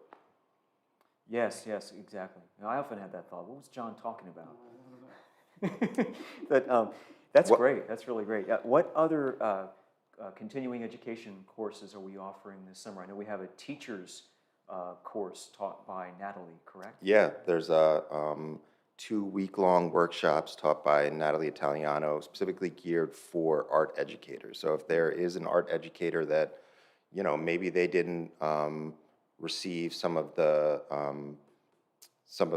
fundamentals that we sort of really focus on here, they can sort of brush up on all their any holes that they might have, or just brush up in general on art. I mean, it's always good to go back and learn and then come back and teach, and hopefully that gives another perspective to your teaching. And that's the feedback we've gotten from art educators that have taken that in the past. Wonderful, excellent. And what else? We also we're pretty excited to have the Marcello Del Doce plein air watercolor class coming up. And that starts on May 29th, I think, and that's going to be on Boathouse Row in Fairmount Park in Philadelphia, and then it's going to be 5 Saturdays, watercolor class. If you haven't seen Marcello's work, go check him out. He's got a demo on our YouTube that's great. So we're really excited about that class. Marcello is one of the most capable and talented watercolorists you're going to find. He is really extraordinary. It's great. And the way that he's able to not only paint in watercolor, but to teach in watercolor, it's quite a thing. I mean, and I'm not just saying it. I've seen watercolorists around, and I would much rather study watercolor with Marcello than anybody else. Sure, yeah. So, and the fact that you're going to go from, point of, from vista, from attraction point to attraction point along that corridor in Philadelphia makes it all the more, enticing, because it's picturesque. You Yeah. set up in an No, it's environment, great. it's beautiful, and you get these scenes that you can practice, foreground, middle ground, background, and then you get Marcello talking about ways of manipulating the aqueous media so that you can handle yourself. Yeah, and it's 5 Saturdays, and like you were saying, it's got a lot of different vistas in that one area. So if it could be one day you're looking at the river, one day you're looking at the art museum, one day you're looking at the forest or the trees, So I think that'll give a lot of options for any watercolorist. That's great. Anything else we have going on? Let's see. Yeah, I'm sure. Well, this is actually Daryl Smith. I know came to us, and we were talking about. He's a very intellectual guy, and we were sort of talking about what he wanted to do for a workshop that's technique, but it's also materials. And we sort of settled on what we're calling an artist-scholar series. And in this, he's going to be talking about the history, the Renaissance, making materials, silver point. You're going to be making paint, grinding it, because he's a historian as well as an artist. So as he was describing what he wanted to do with the class, I was like, this is technique for sure. There's a model there, but this is scholarly act. This is history, you know. And he goes all into that, into anatomy. So I'm really excited about that class. I kind of want to take it myself, actually. I am too, and I can't say enough about Daryl Smith. He's such a lovely guy, just the nicest human being you'd ever want to meet, as patient a teacher as you'll ever meet. And the fact that he's been already lecturing in our advanced fine art program in an ongoing basis has really enriched the program. I know I said this to him very recently, and I just want to say it again. The last lecture that we had, Daryl Smith was reading out of the original Vesalius Fabrica and spot translating in the Fabrica and coming up with the wording. This is related a lot to the old Dean Keller lecture that Dean used to do on the etymology of anatomy. And you know, this endeavor, which we've been calling the language of the body, has great potential because we're finding all kinds of ideas through form metaphor in this kind of thinking, like what they would have named a form in the 16th century and how different that could be today. So it's really enriched our program thanks to Daryl. Yeah, he's great. Yeah. Excellent. Well, wonderful. We, of course, that's a pretty thorough and comprehensive overview of the program, and we certainly have a full-time program if you want to check us out. We've been coordinating over the last couple of years with Rowan University, and we do have a collaborative BFA where the students earn a BFA through Rowan, albeit going to Incamminati for the majority of the courses so that they can get as much of the gist of our program you know, ingrained in their technical foundations as possible, right? Yeah. I mean, there's a theme going through the school is just figuring out a way to bring this teaching to more people, whatever that is, whether it's language barrier, whether it's financial barrier, no matter what that is, we would like to bring this to anybody. I mean, I know how much it meant to me to learn to be excellent at something. It meant so much to me. I sort of want to, and I think it's mirrored by everyone who works here, wants to bring it to more people. And we recognize that some people were coming into our program that also wanted a degree, you know, their BFA. It is a fairly important thing to have. And so we partnered with Rowan to have the BFA Atelier track where they can go to get that atelier style education, but also get general education courses from Rowan and get that BFA if they feel they need it. Fantastic, wonderful. Well, that kind of transitions nicely into an overview of our existing facility. Because part of getting the word out to people and the knowledge in people's heads and in their hands and arms and everything else is to bring them into the facility here. And we have just essentially, we're still in a new space because we've been renovating the space. And we've made a video for the general public about what the facilities have to offer. And so we want to show that video in a couple of seconds, which gives you a nice overview again of our footprint, what we're doing, and kind of the way that the entire facility has been designed by artists for artists, with light as one of the primary components within the curriculum. So when you go through that video, I think I narrated, but you're going to want to pay attention to the design, the height of the ceilings, the light directions, the light quality, natural light, artificial light, the colors of the walls. I think I get into it fairly thoroughly. So let's play that video coming up.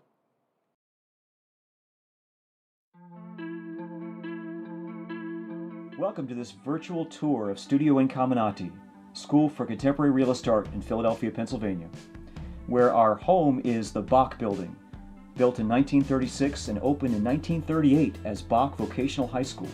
It was rededicated in 2013 as a commercial-only makerspace and business, and also home to fashion designers, filmmakers, glass blowers, woodworkers, and even a wholesale bakery. As Merle and Alyssa exit the elevator, they're going to move south and into level 1, which is where our beginning students start their education.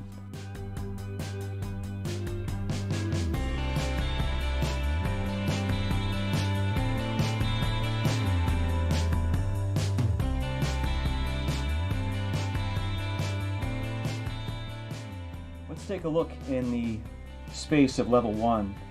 So what do we see? We see all artificial light, where the lighting is sharp, it's simple, the walls do not bounce light all over the place, they absorb light. We see dark curtains to soak up light. We even see, if you look carefully, shades that are blockout shades. Studio Incominati promotes an education acquired within specific lighting environments. This is an east-west oriented space, so we use it for primarily artificial light, which is not a soft light, a very sharp light. You can see from those shapes, it's a very sharp, sharp light. So what are the students doing? They're studying gesture. They're looking at weight, they're looking at stance, they're looking at movement, they're trying to understand the shapes of the body, and they're trying to get set on a very dynamic system. This is the foundation of our entire program, and that is a very vital and dynamic foundation. It's rooted in gesture. The students try to work proportional thinking into gesture, but gesture is the foundation, it's the core. They do their drawings in this situation, in this level, by way of many short poses. They might do a few hundred short poses as they go through and look at the body. You can see several of these fluid charcoal drawings. Charcoal is very related to oil paint because it encourages a student to work in mass and to see in a kind of holistic manner.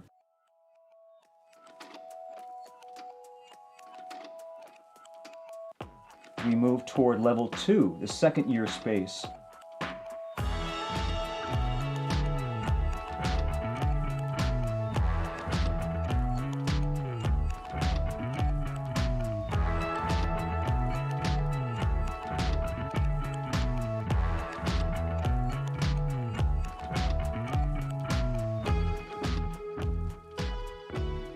Take a look at the arrangement of the studio. You'll see some gray-toned walls, a darker ceiling, again, all calibrated to absorb light so that we can work under very controlled situations. We've got some window light now because this is north exposure, and the window light is mainly hitting the canvases. You see it right there. And then we have a baffle, a large dark cloth baffle, to shield the model from light invading the model's space.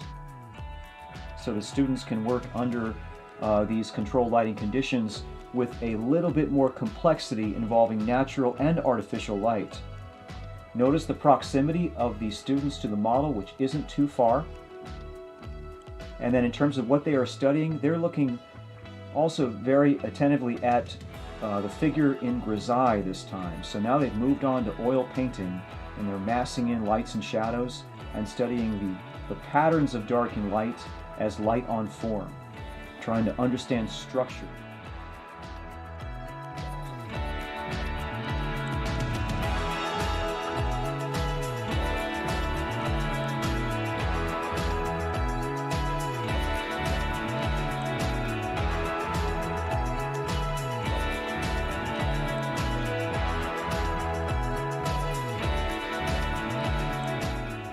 Here you see some grisaille paintings there. Beautiful figure, loose, and then you see some color studies here. This is also happening in level 2.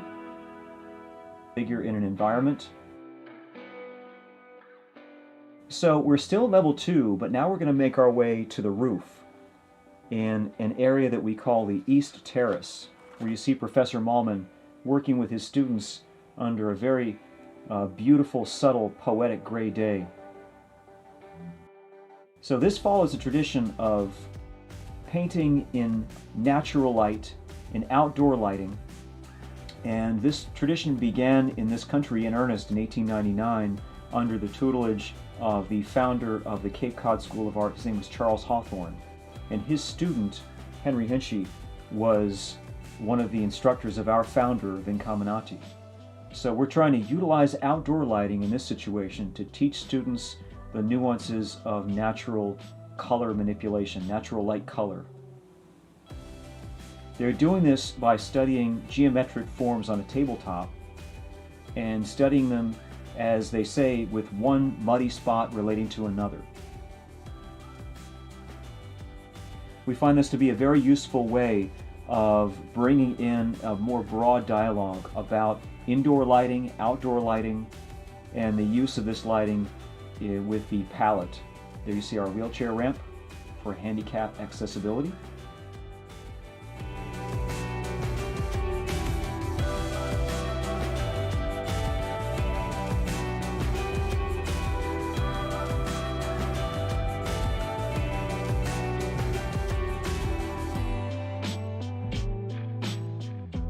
As we pan across North Philadelphia, we are going to re-enter the 7th floor and move on from level 2 to level 3, where you will see the present exhibition, which we're very proud of, Rising Voices.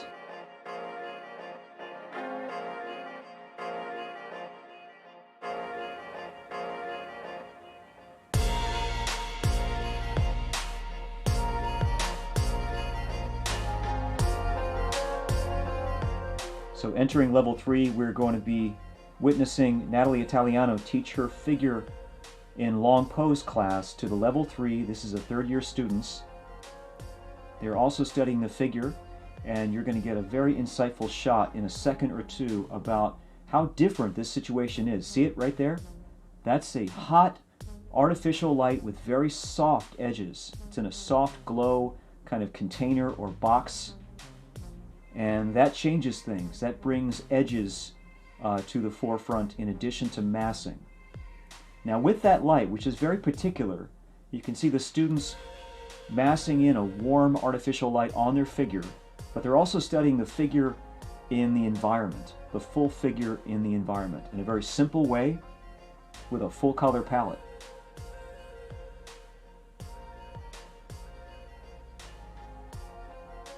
Now with their palette, which has been referred to as a kind of instrument like a piano, the students take the full palette and they analyze the conditions of light. That is, as the light changes, the orchestration of color masses completely change with it to put together a light condition that's unique to each scenario.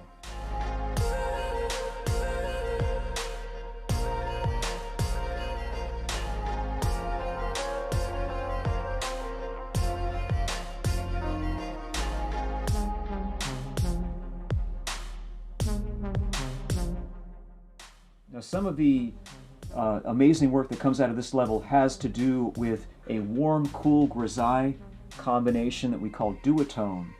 It's a more nuanced system of study that brings together the notion of transparency and opacity and grisaille and color.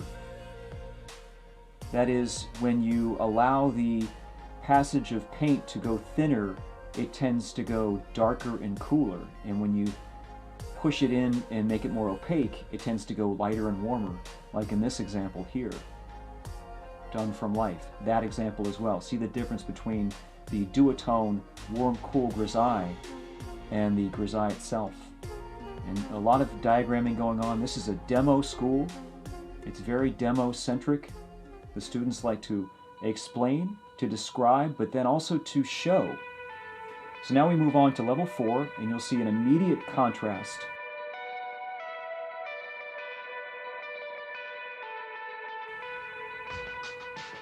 As we go into level 4, what's different? The light is much more noticeable in the form of the north light coming in from the windows. You see the aperture has been opened. It opens from the top in the Northlight Studios. You see that in this shot. And you get this flood of cool north light, which now is a variability because it's natural. It's not artificial. It's not a constant. And so the students in level 4 have a much greater challenge to their painting process as they try to understand how to modulate edges from color masses and form into the shadow version of the same form.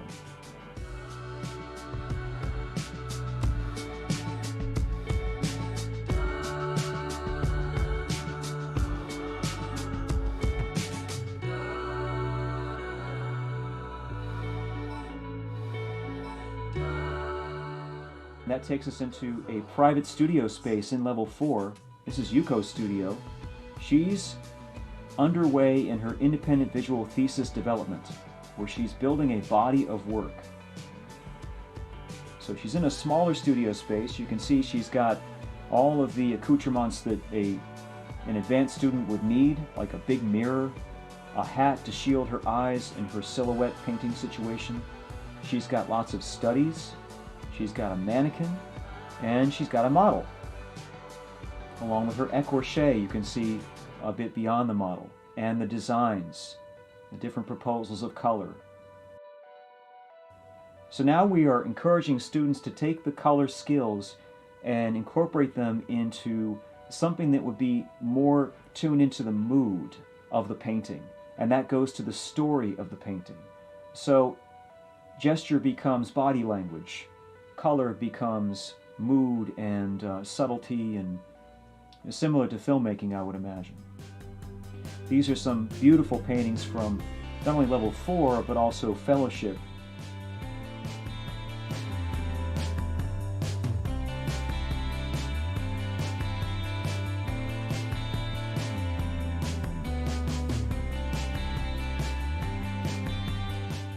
This takes us finally into our newest spaces, our skylit spaces, which have been built with a museum-designed light diffusing substance called Colie, a kind of double pane glass-like material. We've designed these as large apertures, oriented essentially like a 30, 60, 90 triangle, or what's called a sawtooth design, with the large surface facing south. This allows the light to essentially bathe, speaking of canopies, the model in a very descriptive, very subtle manner. And at present we have sculpture and in fact écorché being taught in this space. And you should note it's being taught to painters, because we want our painters to not only identify conceptually with form making as they paint, but also to identify viscerally, to develop a tactile sense of form making. And this is why we engage in not only portrait sculpture, but as I said, écorché, which, if you're not familiar, is a form of reverse dissection.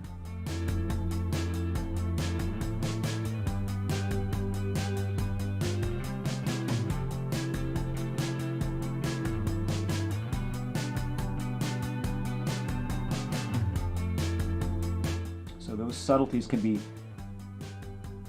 organized and analyzed under a very specific kind of lighting. It's lighting designed by artists for artists, so that each space has a specific benefit to the students at various levels and isn't either too complicated or too ill-considered for the program. The curriculum and the space go together, and the profound thoughtfulness that exists within the program to sync up the spaces and the learning objectives can thrive.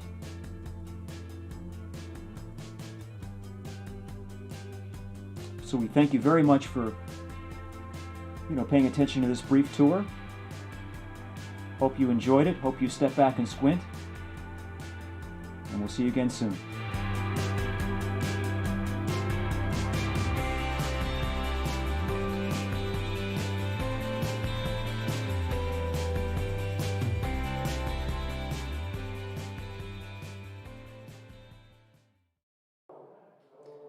Welcome back, everybody, to this extraordinary live stream demonstration done by 7 eminent artists here, teachers, and some of whom also graduates of Studio Incamminati School for Contemporary Realist Art in Philadelphia, Pennsylvania. You may have heard enough of my voice, but I'm going to speak nonetheless and tell you that what you're looking at right now is a demonstration of the great Dr. Elaine Melody Schmidt, the beautiful Dr. Schmidt being painted by Natalie Italiano on the left, Lee Colie Wight in the middle, and then Katya held on the right. I should mention that Natalie is a chair of our fellowship program at Studio Incamminati and has been an instructor, as you know from the introduction, for a very long time at Incamminati here. We're honored to have her.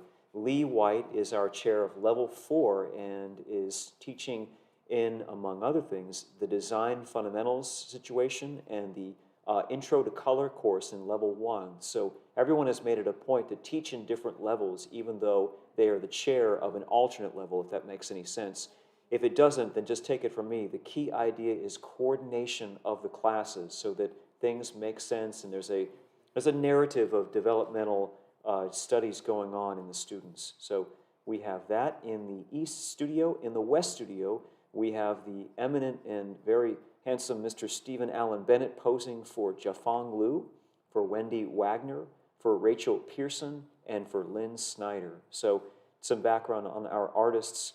Jiafeng is our chair of level 3 at Studio Incamminati. So she has been the caretaker of the developments within the level 3 program and how we've been working on refining the pedagogy to help bring everything together. That's the nature of the level 3 training regimen, is the assemblage of a lot of interdisciplinary skills into what often gets pegged rather as duotone, which is a kind of warm, cool, opaque, transparent application of grisaille color. So as I said, Wendy Wagner is teaching to her right, and Wendy is working in Sanguine today.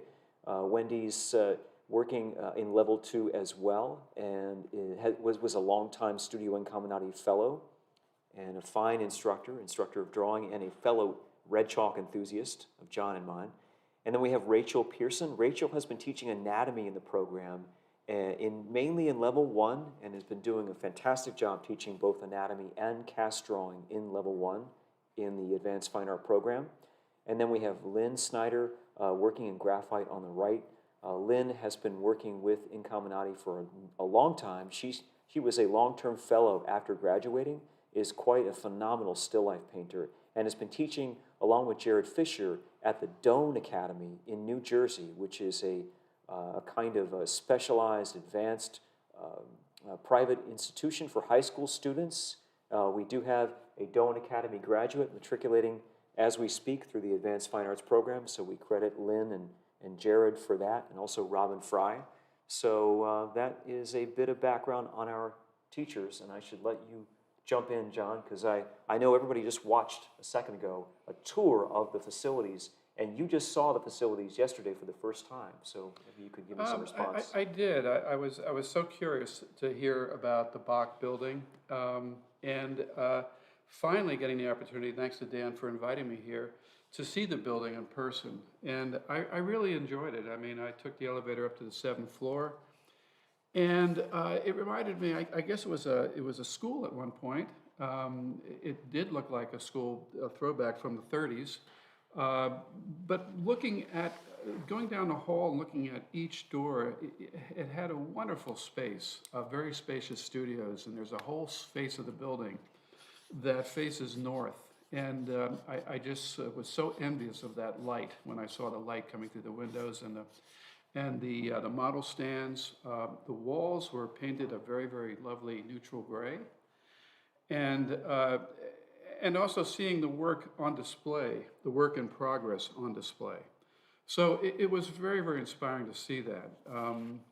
Comparing it to the Wolf building from last, I guess, several years ago, it's a much larger space and very, very impressive. And then when you walk down the hall, you see a studio dedicated to sculpture, also wonderful light, and you have still life.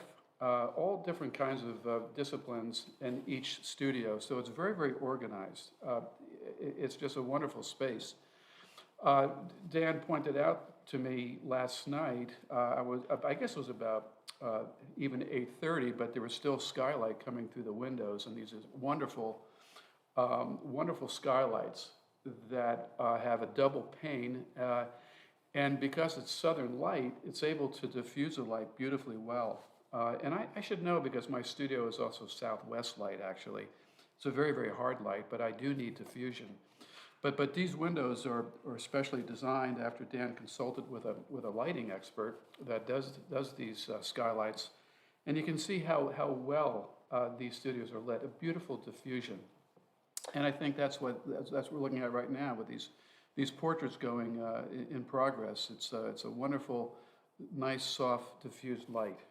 Oh, thank you, John. Well, I appreciate that. And it wasn't one expert, it was many experts. And so what I did is I developed a plan for them and a kind of a concept for the aperture and for the angles. And much of that was based on, like you would have done the same, on our historical appreciation for the ideal artist studio. That was even a project going back to something that we talked about with Patrick Connors, another one of our esteemed lecturers here at Incamminati, the Ideal Artist Studio. So I was working with a sawtooth design and consulting with lighting designers as well as with faculty. I distinctly remember sitting on a Zoom call with Jafang and with Darren asking their advice, because we had a number of different situations regarding the infrastructure, both above the floor and involving the floor itself, that made the skylights not an easy plan and not a guaranteed outcome.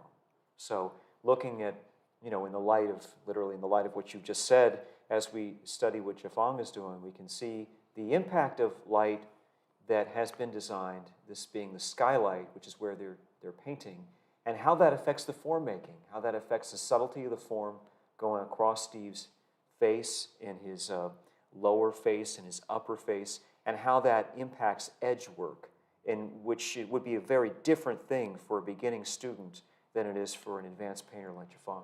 Yeah, I think it's kind of nice that you have several light conditions at play here.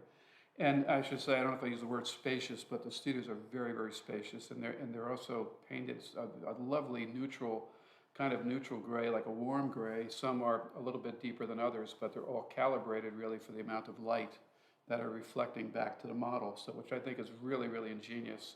And again, I got to give credit to Dan for, and his consultants for coming up with that plan.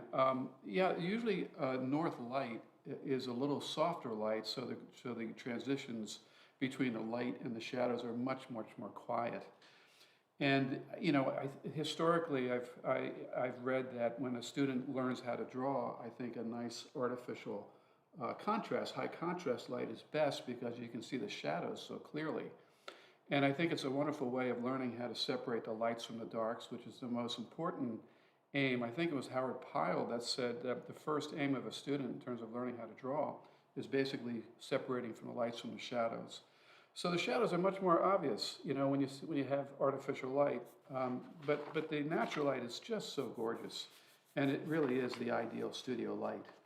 Yeah, thank you, sir. I will happily take some credit for designing the windows themselves, but I give a lot of credit to teachers like you, and then also to, in terms of the studios, the faculty, mainly by Stephen Early, who went in and said, that color is a little blue, so we need to go back to the drawing board. And so we wound up painting based on the faculty's determination, not the administration's, that we went up painting, rather, the studio's 3 different colors in order to absorb the light, in order to make sure that the light that was coming up from a kind of, how do you describe it, but a lower floor, almost bouncing off the street, so to speak, would get disseminated in the ceilings of the north studios in a way that would not negatively impact the form of the model.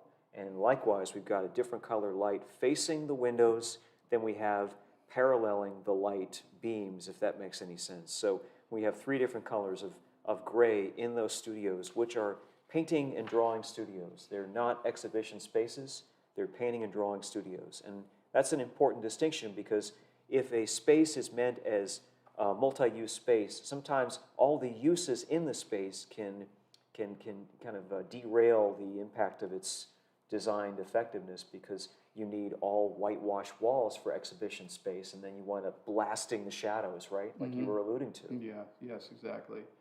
Yeah, it's a great environment psychologically, too. There's something nice about working with natural light as well. And it seems, and Dan, you probably could expound on this, is that I think it expands the spectral range of color, too. It's more of a limited range when you're working under artificial light, but the light, as what I'm seeing with the paintings that are going on right now, I was just looking at Jafang's painting over the break, and the color is just incredible. What she's sensing in terms of the color changes. Yes, indeed. Yeah, you can see all that cool characteristic, that cool quality, and that is not an easy thing for an early student of painting to understand, because they're grappling with proportion, and they're grappling with this sort of idea of a broad spectral palette. A palette under the auspices of Studio Incamminati is a palette that is a lot like a multi-keyed piano, because we're looking at this cadmium and that cadmium and this other cadmium and this quinacridone and this anthraquinone and this cerulean and this phthalo, and how you make all that work can be a very intimidating thing. So you need to be put into a situation where the light is very definite at first, is very hot, is very severe, and offers up an opportunity to have the painter relate that stated light effect by noting multiple color notes, putting down color relationships and organizing the governing effect of that light. So we definitely start students out with that here under electric light circumstances, and then as they proceed through the program, they get more into the north light situation, and as we've been designing it recently, finally ending up in this natural light kind of skylit scenario. Yeah, it's incredible. The palettes today, the colors are so expansive now, and the possibilities of seeing these subtle changes are just unlimited, really. Looking at Lee's painting, it's coming along, terrific. You get just a nice feeling of the pose, and I love the violet that she's using. I'm not sure it's the same violet that she showed me, that one that was outlawed at Incamminati, but in any case, it's wonderful to see the different styles and techniques. They all pretty much came through the same program at Incamminati, but they all have their stamp of different personality on every painting, and I think that's what makes it so unique. I agree with that. Lee is such a poet, and the way that she's getting, Elaine's gesture and kind of body language situated, there's exactly the kind of magic that you want to see on the canvas, where it doesn't feel like a perfunctory exercise at all. It feels like and kind of an opportunity, a brainstorming, a freeing expression of the individual's presence on the canvas. And that's really what it should be, right? I agree. And speaking of color too, it is interesting because, reading a little bit about Impressionism, before, at the beginning of the 19th century, artists used to store their paintings in pig bladder. They would grind their own pigments and store it in pig bladder. But in 1841, an American, John Rand, was working for Winsor Newton, invented the paint tube. 1841, huh? 1841. Right. And after that, everything changed. It changed everything, and it made Impressionism possible, really. And artists were then designing pochade boxes and French easels to go out in the field and paint. So it really revolutionized painting. And I kind of think about Nelson's background, painting with I think it was Henchy, or was it? Yeah, the Henchy School, the Cape Cod School, and how he also painted, or I guess apprenticed or studied with Annigoni. A lot of different influences. You have the Florentine Disegno approach, and then you have the Cape Cod Colore approach. And I think that's one thing that really just amazed me when I was, looking at Nelson's work, was the amount of form he was able to express, but also with incredible color. And so it's an impressionistic palette, really. Yeah, Steve Perkins has called it color modeling, and what he's getting at there is really what's true in that. And I referenced Edwin Dickinson earlier. So Dickinson worked with Hawthorne, as did Henchy, and Nelson, of course, worked with Henchy. And I thought it was interesting that Leona earlier on referenced Nelson studying architecture, because that's the same thing that Henchy was studying. He wanted to be Frank Lloyd Wright early on, so he winds up going into color painting.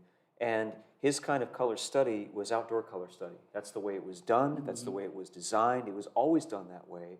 And that is a pretty interesting phenomenon to contemplate, because now that we're in this new building, one of the things that we want to do with our facilities is to begin to utilize this terrace, this east outdoor terrace, as a classroom space, so that we can get back to the concept of working outside as well as inside.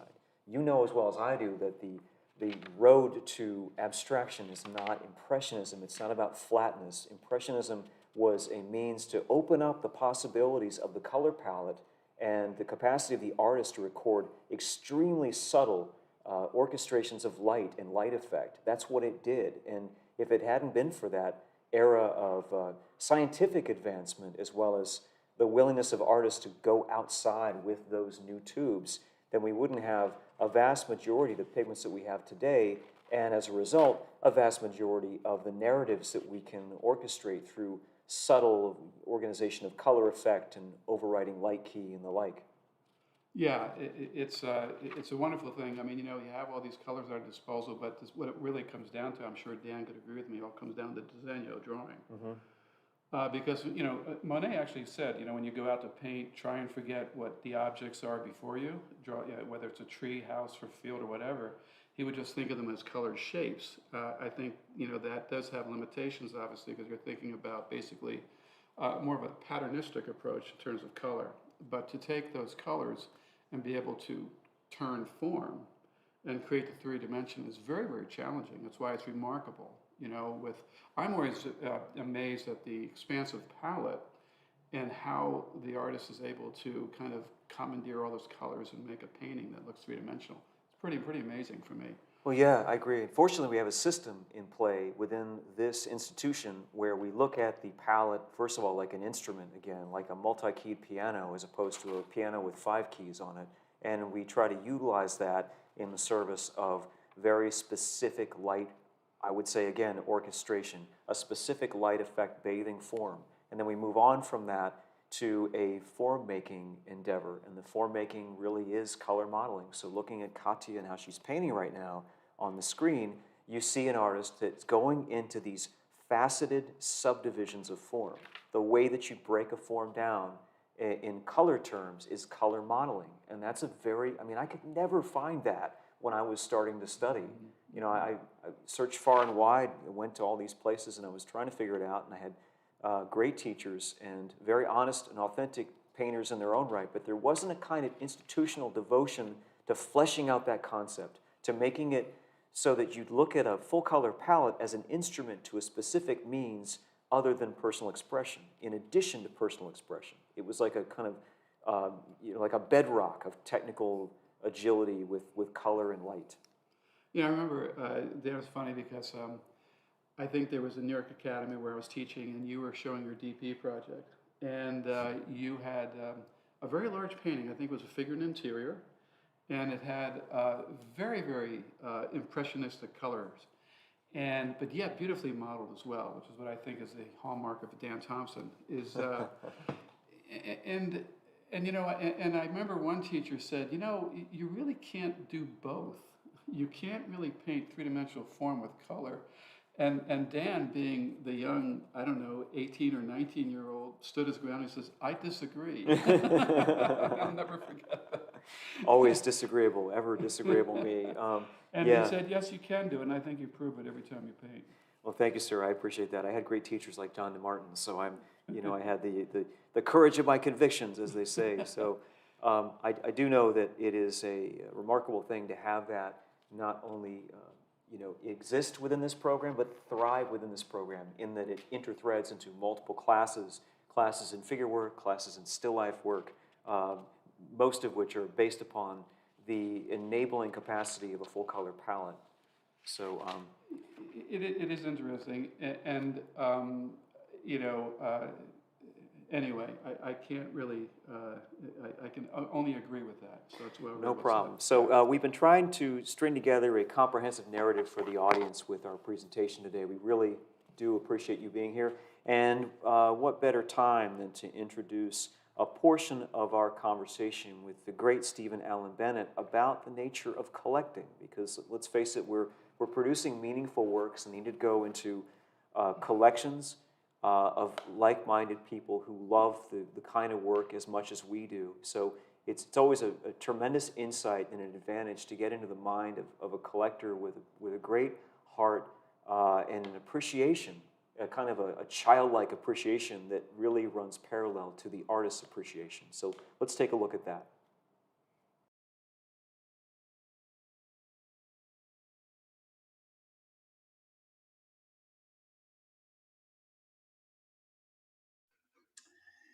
In 2019, Artsy did a collection, a collector's survey, and I'm going to talk about that.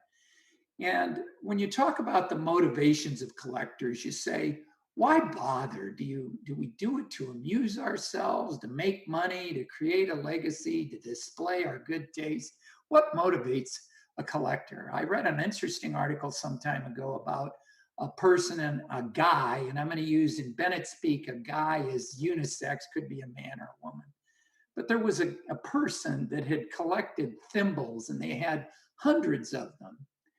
Well, I'd suggest to you that some of that is the direct result of a human need that we have, and our collections enable us to express ourselves, not in much the same way as the artist does.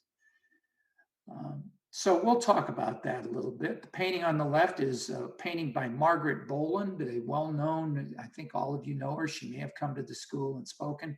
The painting is called White Fives, and that's a depiction of Alice in Wonderland. You will recall the playing cards 2, 5, and 7 are painting the roses red because the Mad Queen wanted red roses and not white ones. There is Alice, who sneaks up to find these playing cards painting the roses. In this case, the roses are $5 bills.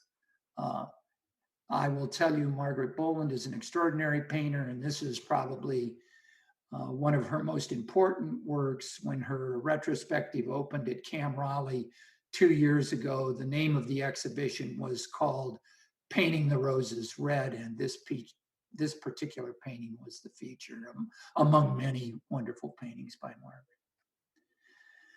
So in 2019, Artsy conducted a survey of people who collect art online, and they asked people to give their reasons for why they collected.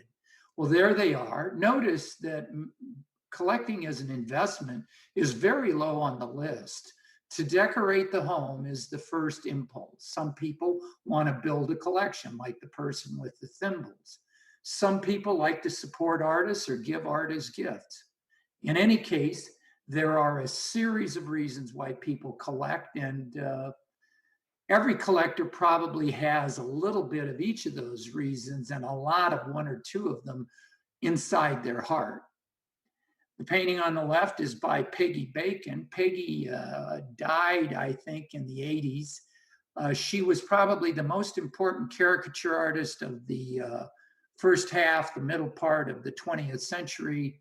When she died in 1980, I think she had in her 80s, she had given a retrospective at the Smithsonian of her caricature work. This painting is called Nude in the Living Room. In this case, nude is not a noun, it's an adverb. Think about that for a minute. It's a self-portrait, and Peggy was known to have an incredible sense of humor. And I think this is a commentary on her perceived sex appeal around the time of her divorce in the 40s.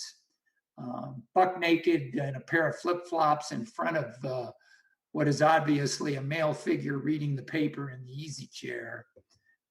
One of certainly my favorite paintings. It's only about 14 inches high and 10 inches, 8 inches wide. So when we go back to the collector's report, what does it say? 78% of people buy based on aesthetics, not appreciation. It isn't about the money. 71% buy to decorate their houses. 58%, their decision is driven by subject matter and, quote, this is a quote from the survey, the story behind the work. I've left a link here if you want to download the file. I don't know if you have to be a member of Artsy or not, but there's the link to it. This is important stuff, very important, and we'll talk about it in a couple more slides here.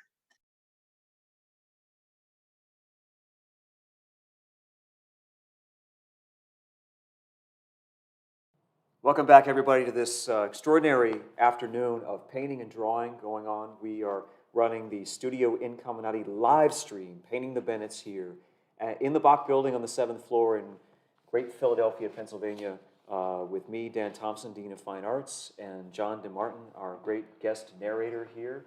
Welcome back. We are looking at the work being done, and we're just exiting a conversation which came from a tremendous presentation not too long ago by the man of the hour, Stephen Allen Bennett, as well as Elaine Malati-Schmidt, but mainly Steve was talking about how, and he was referencing a 2019, I think it was an Artsy survey of collectors where 78% of people buy based upon aesthetics.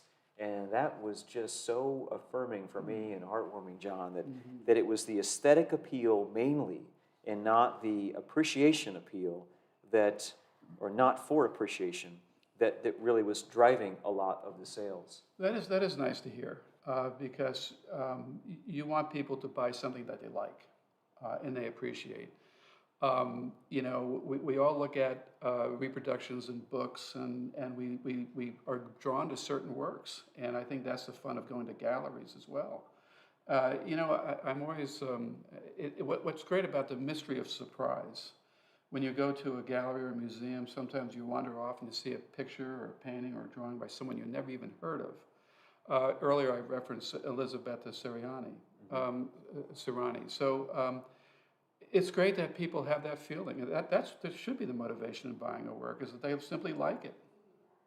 Yeah, and I would say liking it has a lot to do with the fundamental kind of default philosophy of the program here, which would be formalism. We are formalist in the way that we celebrate the painting and the drawing of the subject matter, whether that subject matter be a still life or a person or anyone for that matter. I think the first thing that's going to strike me about a piece by an artist that I didn't expect to see, or an image that I didn't expect to affect me as much, is the form of it and the way that it has been painted or drawn. And that's a very powerful thing. It's like an enduring, timeless characteristic that is to be celebrated and to be embraced. It's true, and with this virtual world now, we see a lot of work now on Instagram, and unfortunately, it doesn't always do justice to the picture. I was just looking at the paintings here, and sometimes you see the camera angle, the light rakes, and what you're able to appreciate is the texture of the paint. And that's something that, you know, you see the physical density of the paint. It has matter, and it even just enhances the third dimension. And I think that's why it's so sobering to see galleries diminishing. And, you know, the opportunity to see paintings, contemporary paintings, is becoming more difficult. So anyway, that's another story, I guess. Well, since we're on the topic of collecting, John, I have to ask, do you own any pieces? And if so, what do you own and why? I go to Venice, Italy very often, and in my earlier travels, you know, what's great about wandering the streets of Venice is that you don't mind if you get lost, because if you have a compass, you'll eventually find your way back to the Piazza San Marco, I guess. But what's wonderful is that you see some shops, and what I saw was a gallery, and it had old master works, mainly Baroque and 18th century, and I went in there and I started looking through a portfolio of master drawings. And they were wonderful. They were done on tone paper, which most of them were back then, because they were more or less studies. And I came across one that was very unusual, and I really, you know, I wanted to buy it. So I asked the gallery owner or curator how much, and anyway, a long story short, I started asking questions about the drawing. You know, I liked it, and I wasn't sure why I liked it. And because he said the other drawings I was looking at were not done from life, they were done from paintings. A lot of artists back then were doing studies from paintings, works of art, and drawings, in the way of drawings. Anyway, he said the drawing that you're looking at now was drawn from life. And I said, well, how do you know that? There are two figures. One on the left side of the upper left was basically the figure without clothing, drapery, was nude first, kind of a half figure. And then the next one to the side of that was, you know, wearing clothing, drapery. And he said that was done from life because the artist, you know, in terms of that, the practice would draw the figure first in the nude and then draw the figure clothed so they can see what's underneath. So I guess my intuition was right. Anyway, I bought the drawing. It was €600. It wasn't breaking the bank. It was expensive, but I did buy it. And my wife looked at it. She said, well, how do you know that's an original? And I said, well, there aren't many people around today that can make those marks. And but then I started second guessing myself. You know, is it a forgery? So I remember I have this book on 18th century Italian drawing, and in the back of the drawing book they have watermarks of the different papers that they used back in the 1700s. So sure enough, I put my drawing on the light table, and voila, I had the same watermark as one of the watermarks in the back of my book. So I knew it was a real, authentic drawing. How about that? So that's a prized possession for me. So you know, and by the way, on another subject, you know, drawings back then were studies for paintings. A lot of drawings were done not for presentation, because you have a lot of different categories of drawings. This was a study, and most of them, you'll be surprised, were rather small. This was 11 by 17. Because the artist wanted to get a lot of information in a short amount of time for the picture he was painting. Great point. Yeah. Yeah. Well, wonderful. I mean, that's an amazing story. And what I was thinking of as you were going through it was how even if the artist was searching out something that they found visually appealing, but didn't necessarily steep in a narrative, having that piece done in a different era by a different hand, in what I guess Braxton would call a period eye of a different nature, where you can't, it's so foreign to even try to get into the headspace and thinking space of the artist of that era. Just having that makes it special, even if it wasn't meant as special. Because as you said, I think you put it so eloquently, to do it in that hand today would be very hard to recreate, right? Very hard. Yeah, you really can't recreate it because it's a whole different system of teaching. Back in the day, it would be basically drawing from their master's drawings, drawing from engravings. So they learned sort of a mark making that basically has disappeared today. And then from there, from sculpture, and then from the live model, that was usually the hierarchy. But yeah, it's really, that's what's so wonderful about looking at these treasures. Fantastic. Yeah, do you own anything else? I don't, but I have a lot of reproductions of old master drawings, and I think I've spent thousands of dollars in printer's ink, you know, printing out on my laser print. But anyway, because I'm a fan of old master drawings, and if I could, I would own a lot more. That's for sure. Fantastic. I own a piece. I probably shouldn't have acquired it, but I think it's, you know, it had a connection, which was when I was a student back in the Corcoran School of Art, there was an instructor whose work I came to admire, who had been a teacher at the Corcoran School of Art. He was a teacher of my instructor's father, and so my teacher at the time was named Cedric Egley, and I always really enjoyed listening to Cedric talk about his incredible knowledge of structure. And Cedric's dad, his name was Bjorn, studied with a person named Richard Sumner Merriman, who nobody's ever heard of. And Merriman ran the Corcoran in its heyday, ran it from when Tarbell disengaged until the early 1930s, when it essentially devolved into the vast decline that it was engaged in. And I have a piece by Merriman of his wife, and there's something about the way that he painted those eyes, because Merriman himself was a student of Abbot Thayer, and there was a kind of formal lineage there that was only in existence for a heartbeat, and then it was gone. So again, it kind of takes us back to that which cannot be easily reproduced now, even by a forger. It's not easy to try to recreate some of that calligraphy in those old pieces. I agree. It's very, very hard. There's, you know, spontaneity knocks but once, and that's something that's something hard to duplicate. That's right. for sure. Right, but I want to go back to the terribly ephemeral phrase from Ron Scher. You know, that terribly ephemeral, fleeting moment, that presence inside the piece. Artists of today are just as confounded with that as artists of previous days. That was fascinating, you know, to hear Ron say that, because sometimes it's so fleeting that you lose it, you never get it back. And if you can seize it, it's really, you know, quite a remarkable achievement. It really is. So how about works of your teachers? Do you have any of those? Like, don't you have a Rehberger? You know what, I do, and I feel embarrassed because I just completely forgot about that. And I'm a proud owner of Rehberger's drawings. Gustav Rehberger was my first drawing teacher, really, at the Art Students League, and he was a very, very charismatic person. People used to follow him across, 57th Street to the Carnegie, Hall, where his apartments were above. and he had a funny sense of humor, but it was just a very, very expressionistic, they called him a volcanic expressionistic drawer, artist.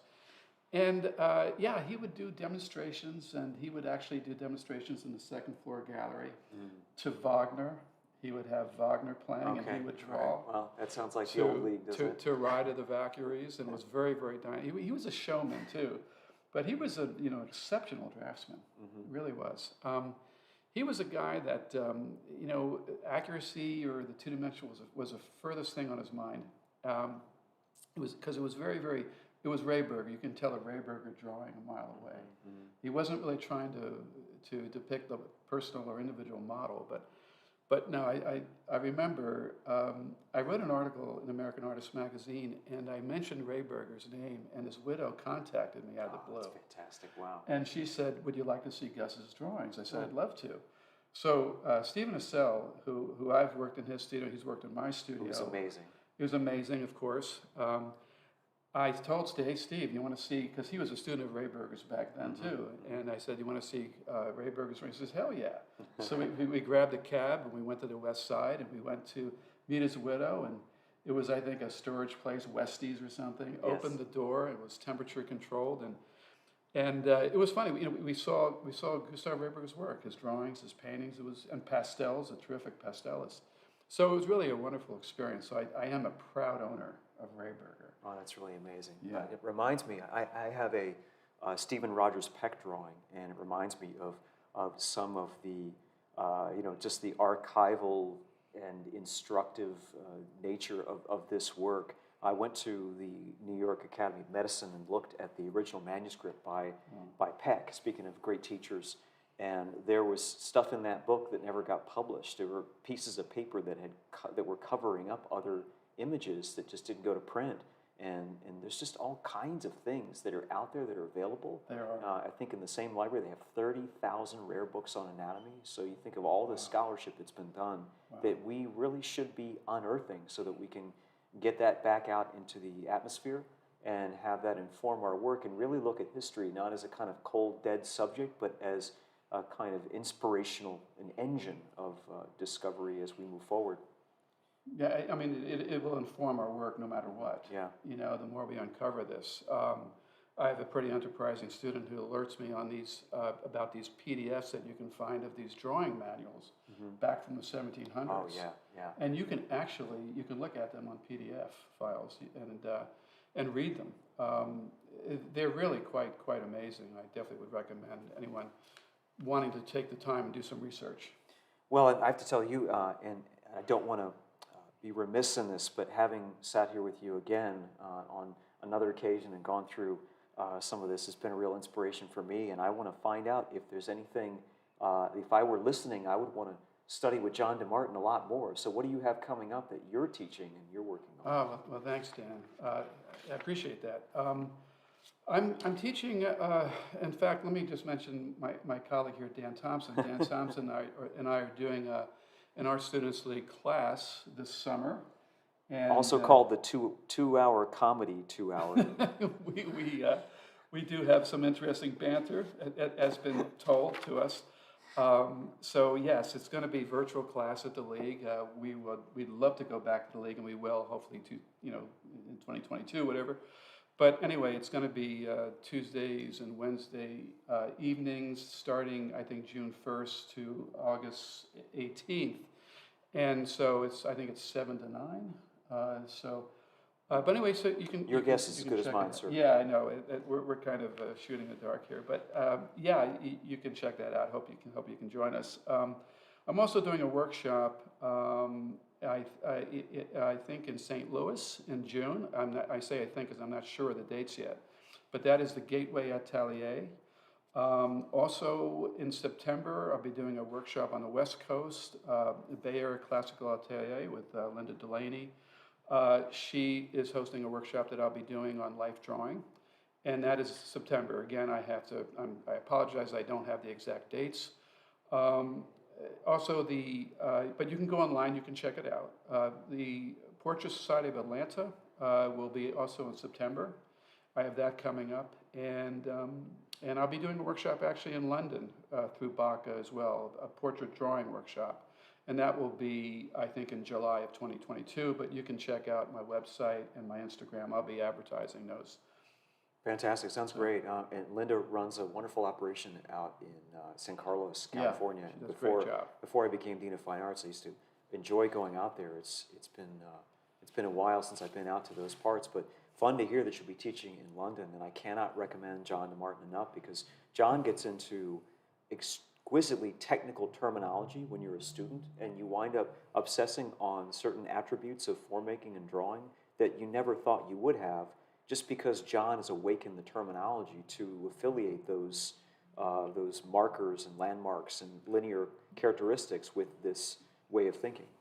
So, well, thank you, Dan. Yeah, it's I have to give a lot of credit, and we all have to respect where we came from. We're standing on the shoulders of great people and great artists, and I have to say, I mentioned Gustav Rehberger, of course, and I have to also mention Romolo Costa, a very little-known artist, but one of the most gifted draftsmen I've ever seen. I'm also a proud collector of his as well.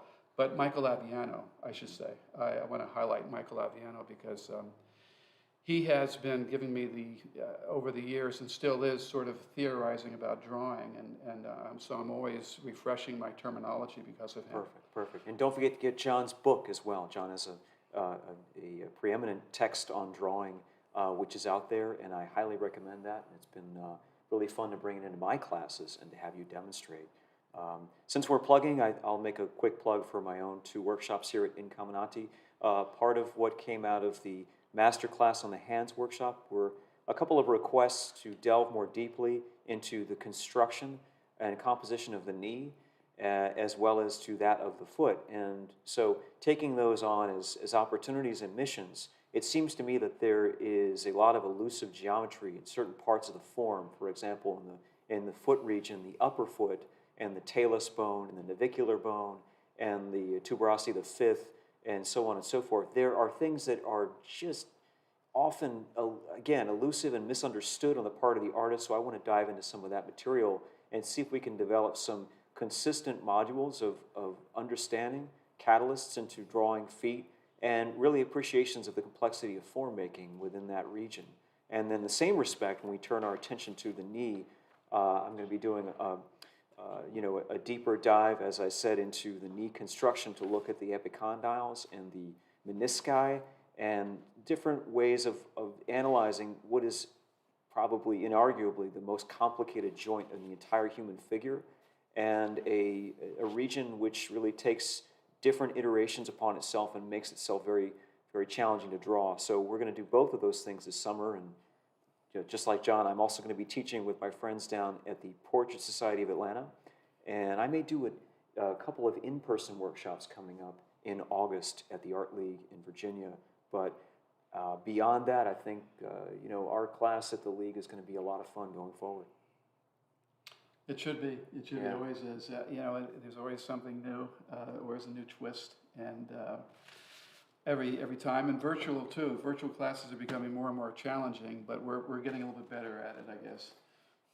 Great. Thank you, everybody, for these comments, and we're going to go to a video, a very quick one in a minute, after which we would like to bring in one of our demonstrators to comment, and we thought we could bring in light of Kat Haverkamp's discussion and testimonial, Natalie Italiano, who Kat mentioned as always knowing where you're coming from and where you're going. I thought that was a wonderfully poignant phrase that Kat talked about with regard to why Natalie is such an effective instructor. So right after we hear from Sam Adequee about this kind of paradigm of whether it's better to have likes in a social media context, or whether it's more meaningful to go after that internal passion and strive for a great mind.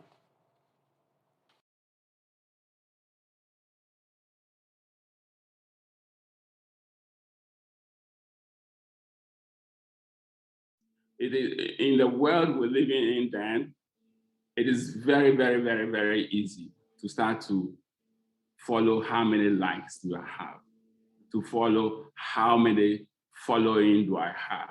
It is very, very, very easy to start to go off your track and start to make noise just to be heard. It is very easy to forget what the journey is. And as I said beginning, the universe works in a very transactional way with you. Do you want to do great things? I will help you find the books to read. I will help you grow your knowledge.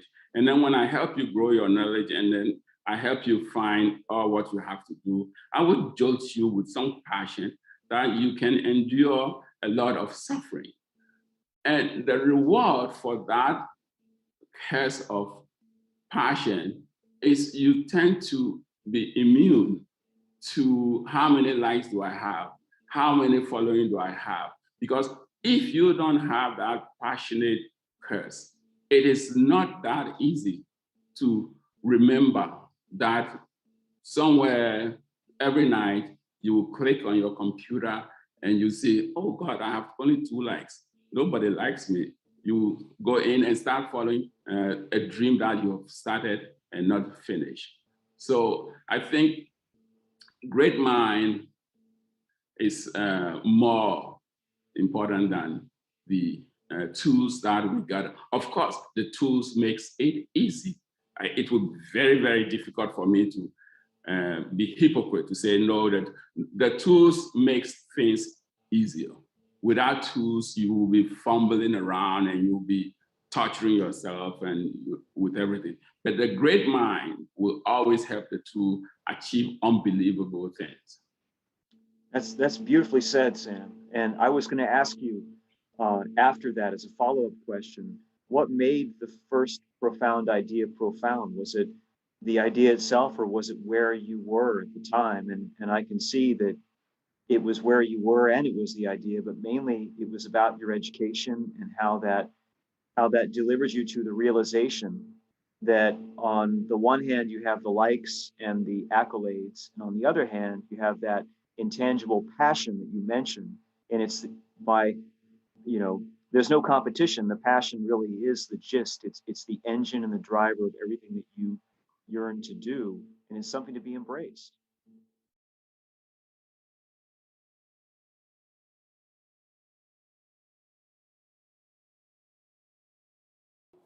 And one. A great mind will always have tools to achieve unbelievable things. That's a wonderful sentence from Sam Adequa's video, John. I just love that. And I wanted to wrap up on that note and hand the proceedings over for a second to Natalie Italiano, whose beautiful painting will be on the screen in a moment. And Natalie, go ahead and give us a couple of parting words of wisdom, if you don't mind. Sure. I hope I'm holding the okay, perfect. Thank you. Yeah, it was really a pleasure to be part of this demo. And as I was thinking about what I could offer to people, I was thinking about the participants in the demo and the roots of where their technique and method and what they were doing came from. So I just wanted to speak a little bit to that. Sure, please. And I was thinking about, I spoke to each of the participants to get a little input from them, but I was thinking about Zhao Feng's painting, and she's very influenced by her training with Nelson and the exercises of color study. And she also mentioned that she learned so much from Ismail Checo. I hope I'm pronouncing his name correctly. And we wanted to give a nod to Ismail, who's been a very strong teacher and taught a lot of Nelson students at the League. Yes, and he's been teaching at Rye these days, I believe. Ismail's great. Okay, yeah, wonderful teacher. And then Lee Wight, who did a beautiful job, and I know Lee very well, and I also know that she really attributes a lot of the way she works to her training with Nelson, both with color study, but also with her very gestural approach to her work, which you can see in the beautiful painting she did today. And this is really one of the hallmarks of the training of Nelson and the Studio Incamminati approach so far. You can see Lee's painting on the right, by the way, everybody. Go ahead, Natalie. Okay, and I see now that my own painting is up there. I also attribute my training to Nelson, but through color study and everything else. But like everybody else who's been at Studio Incamminati and taught here and trained here, we've had this opportunity to have so many instructors come through here, yourself included, Dan, and you, John. And I've tried to jump in and take workshops and study with everyone who's come through here, including Ted Seth Jacobs and both Darren Kingsley, Steve Early. There's been so many great people. So it becomes, you know, influenced by Nelson, but a combination of influences, which is really wonderful. And then looking, I spoke about Jalfongs. So now, oh, Katya, I wanted to speak about the 4 paintings. Yeah, Katya is also obviously very influenced by color study and by her training with Nelson. And she's also influenced, I asked her, by the work of Ribera and the Russian painters and Nikolai Fechin. So I thought that was interesting. And Katya is Russian, so I thought it would be, I'd like to include that. Some first-rate influencers in that regard. That's right. And okay, and then as we move into the drawings, should If we could see Wendy's and Lynn's, Jared, on the screen. Wendy's and Lynn's and Rachel's. Yeah, well, while we're waiting for the screen to change, I wanted to talk. There's Rachel's. Okay, so let's talk about Rachel's first. Beautiful drawing, and as I asked Rachel about it, you know, she's also had many influences. Great expression. She wanted me to mention the fact that, you know, the separation of light and shadow and the understanding of values really comes from all the training with Nelson, even if it was in charcoal. He was a big proponent of drawing in charcoal, although she's working in pencil. And she also studied with Darren Kingsley and extensively with Rob Liberace, so that brings in yet another influence into her work. Indeed, yeah, Rob's and great. Comes full cycle because Rob, way back, studied with Nelson. So I'm just trying to pull in a lot of the various threads of the training of the different people. And then Wendy, or now we're looking at Wendy's. Wendy on the right, Yep. correct. Wendy on the right, I know that she, again, has studied here, but she really attributes a lot of her technique in this process to studying with you, Dan, and doing the red chalk drawings. It's a beautiful head, right? Yeah, she's doing beautifully with this, and I've noticed she's worked on different color papers and tried not only red chalk, but green chalk and various variations.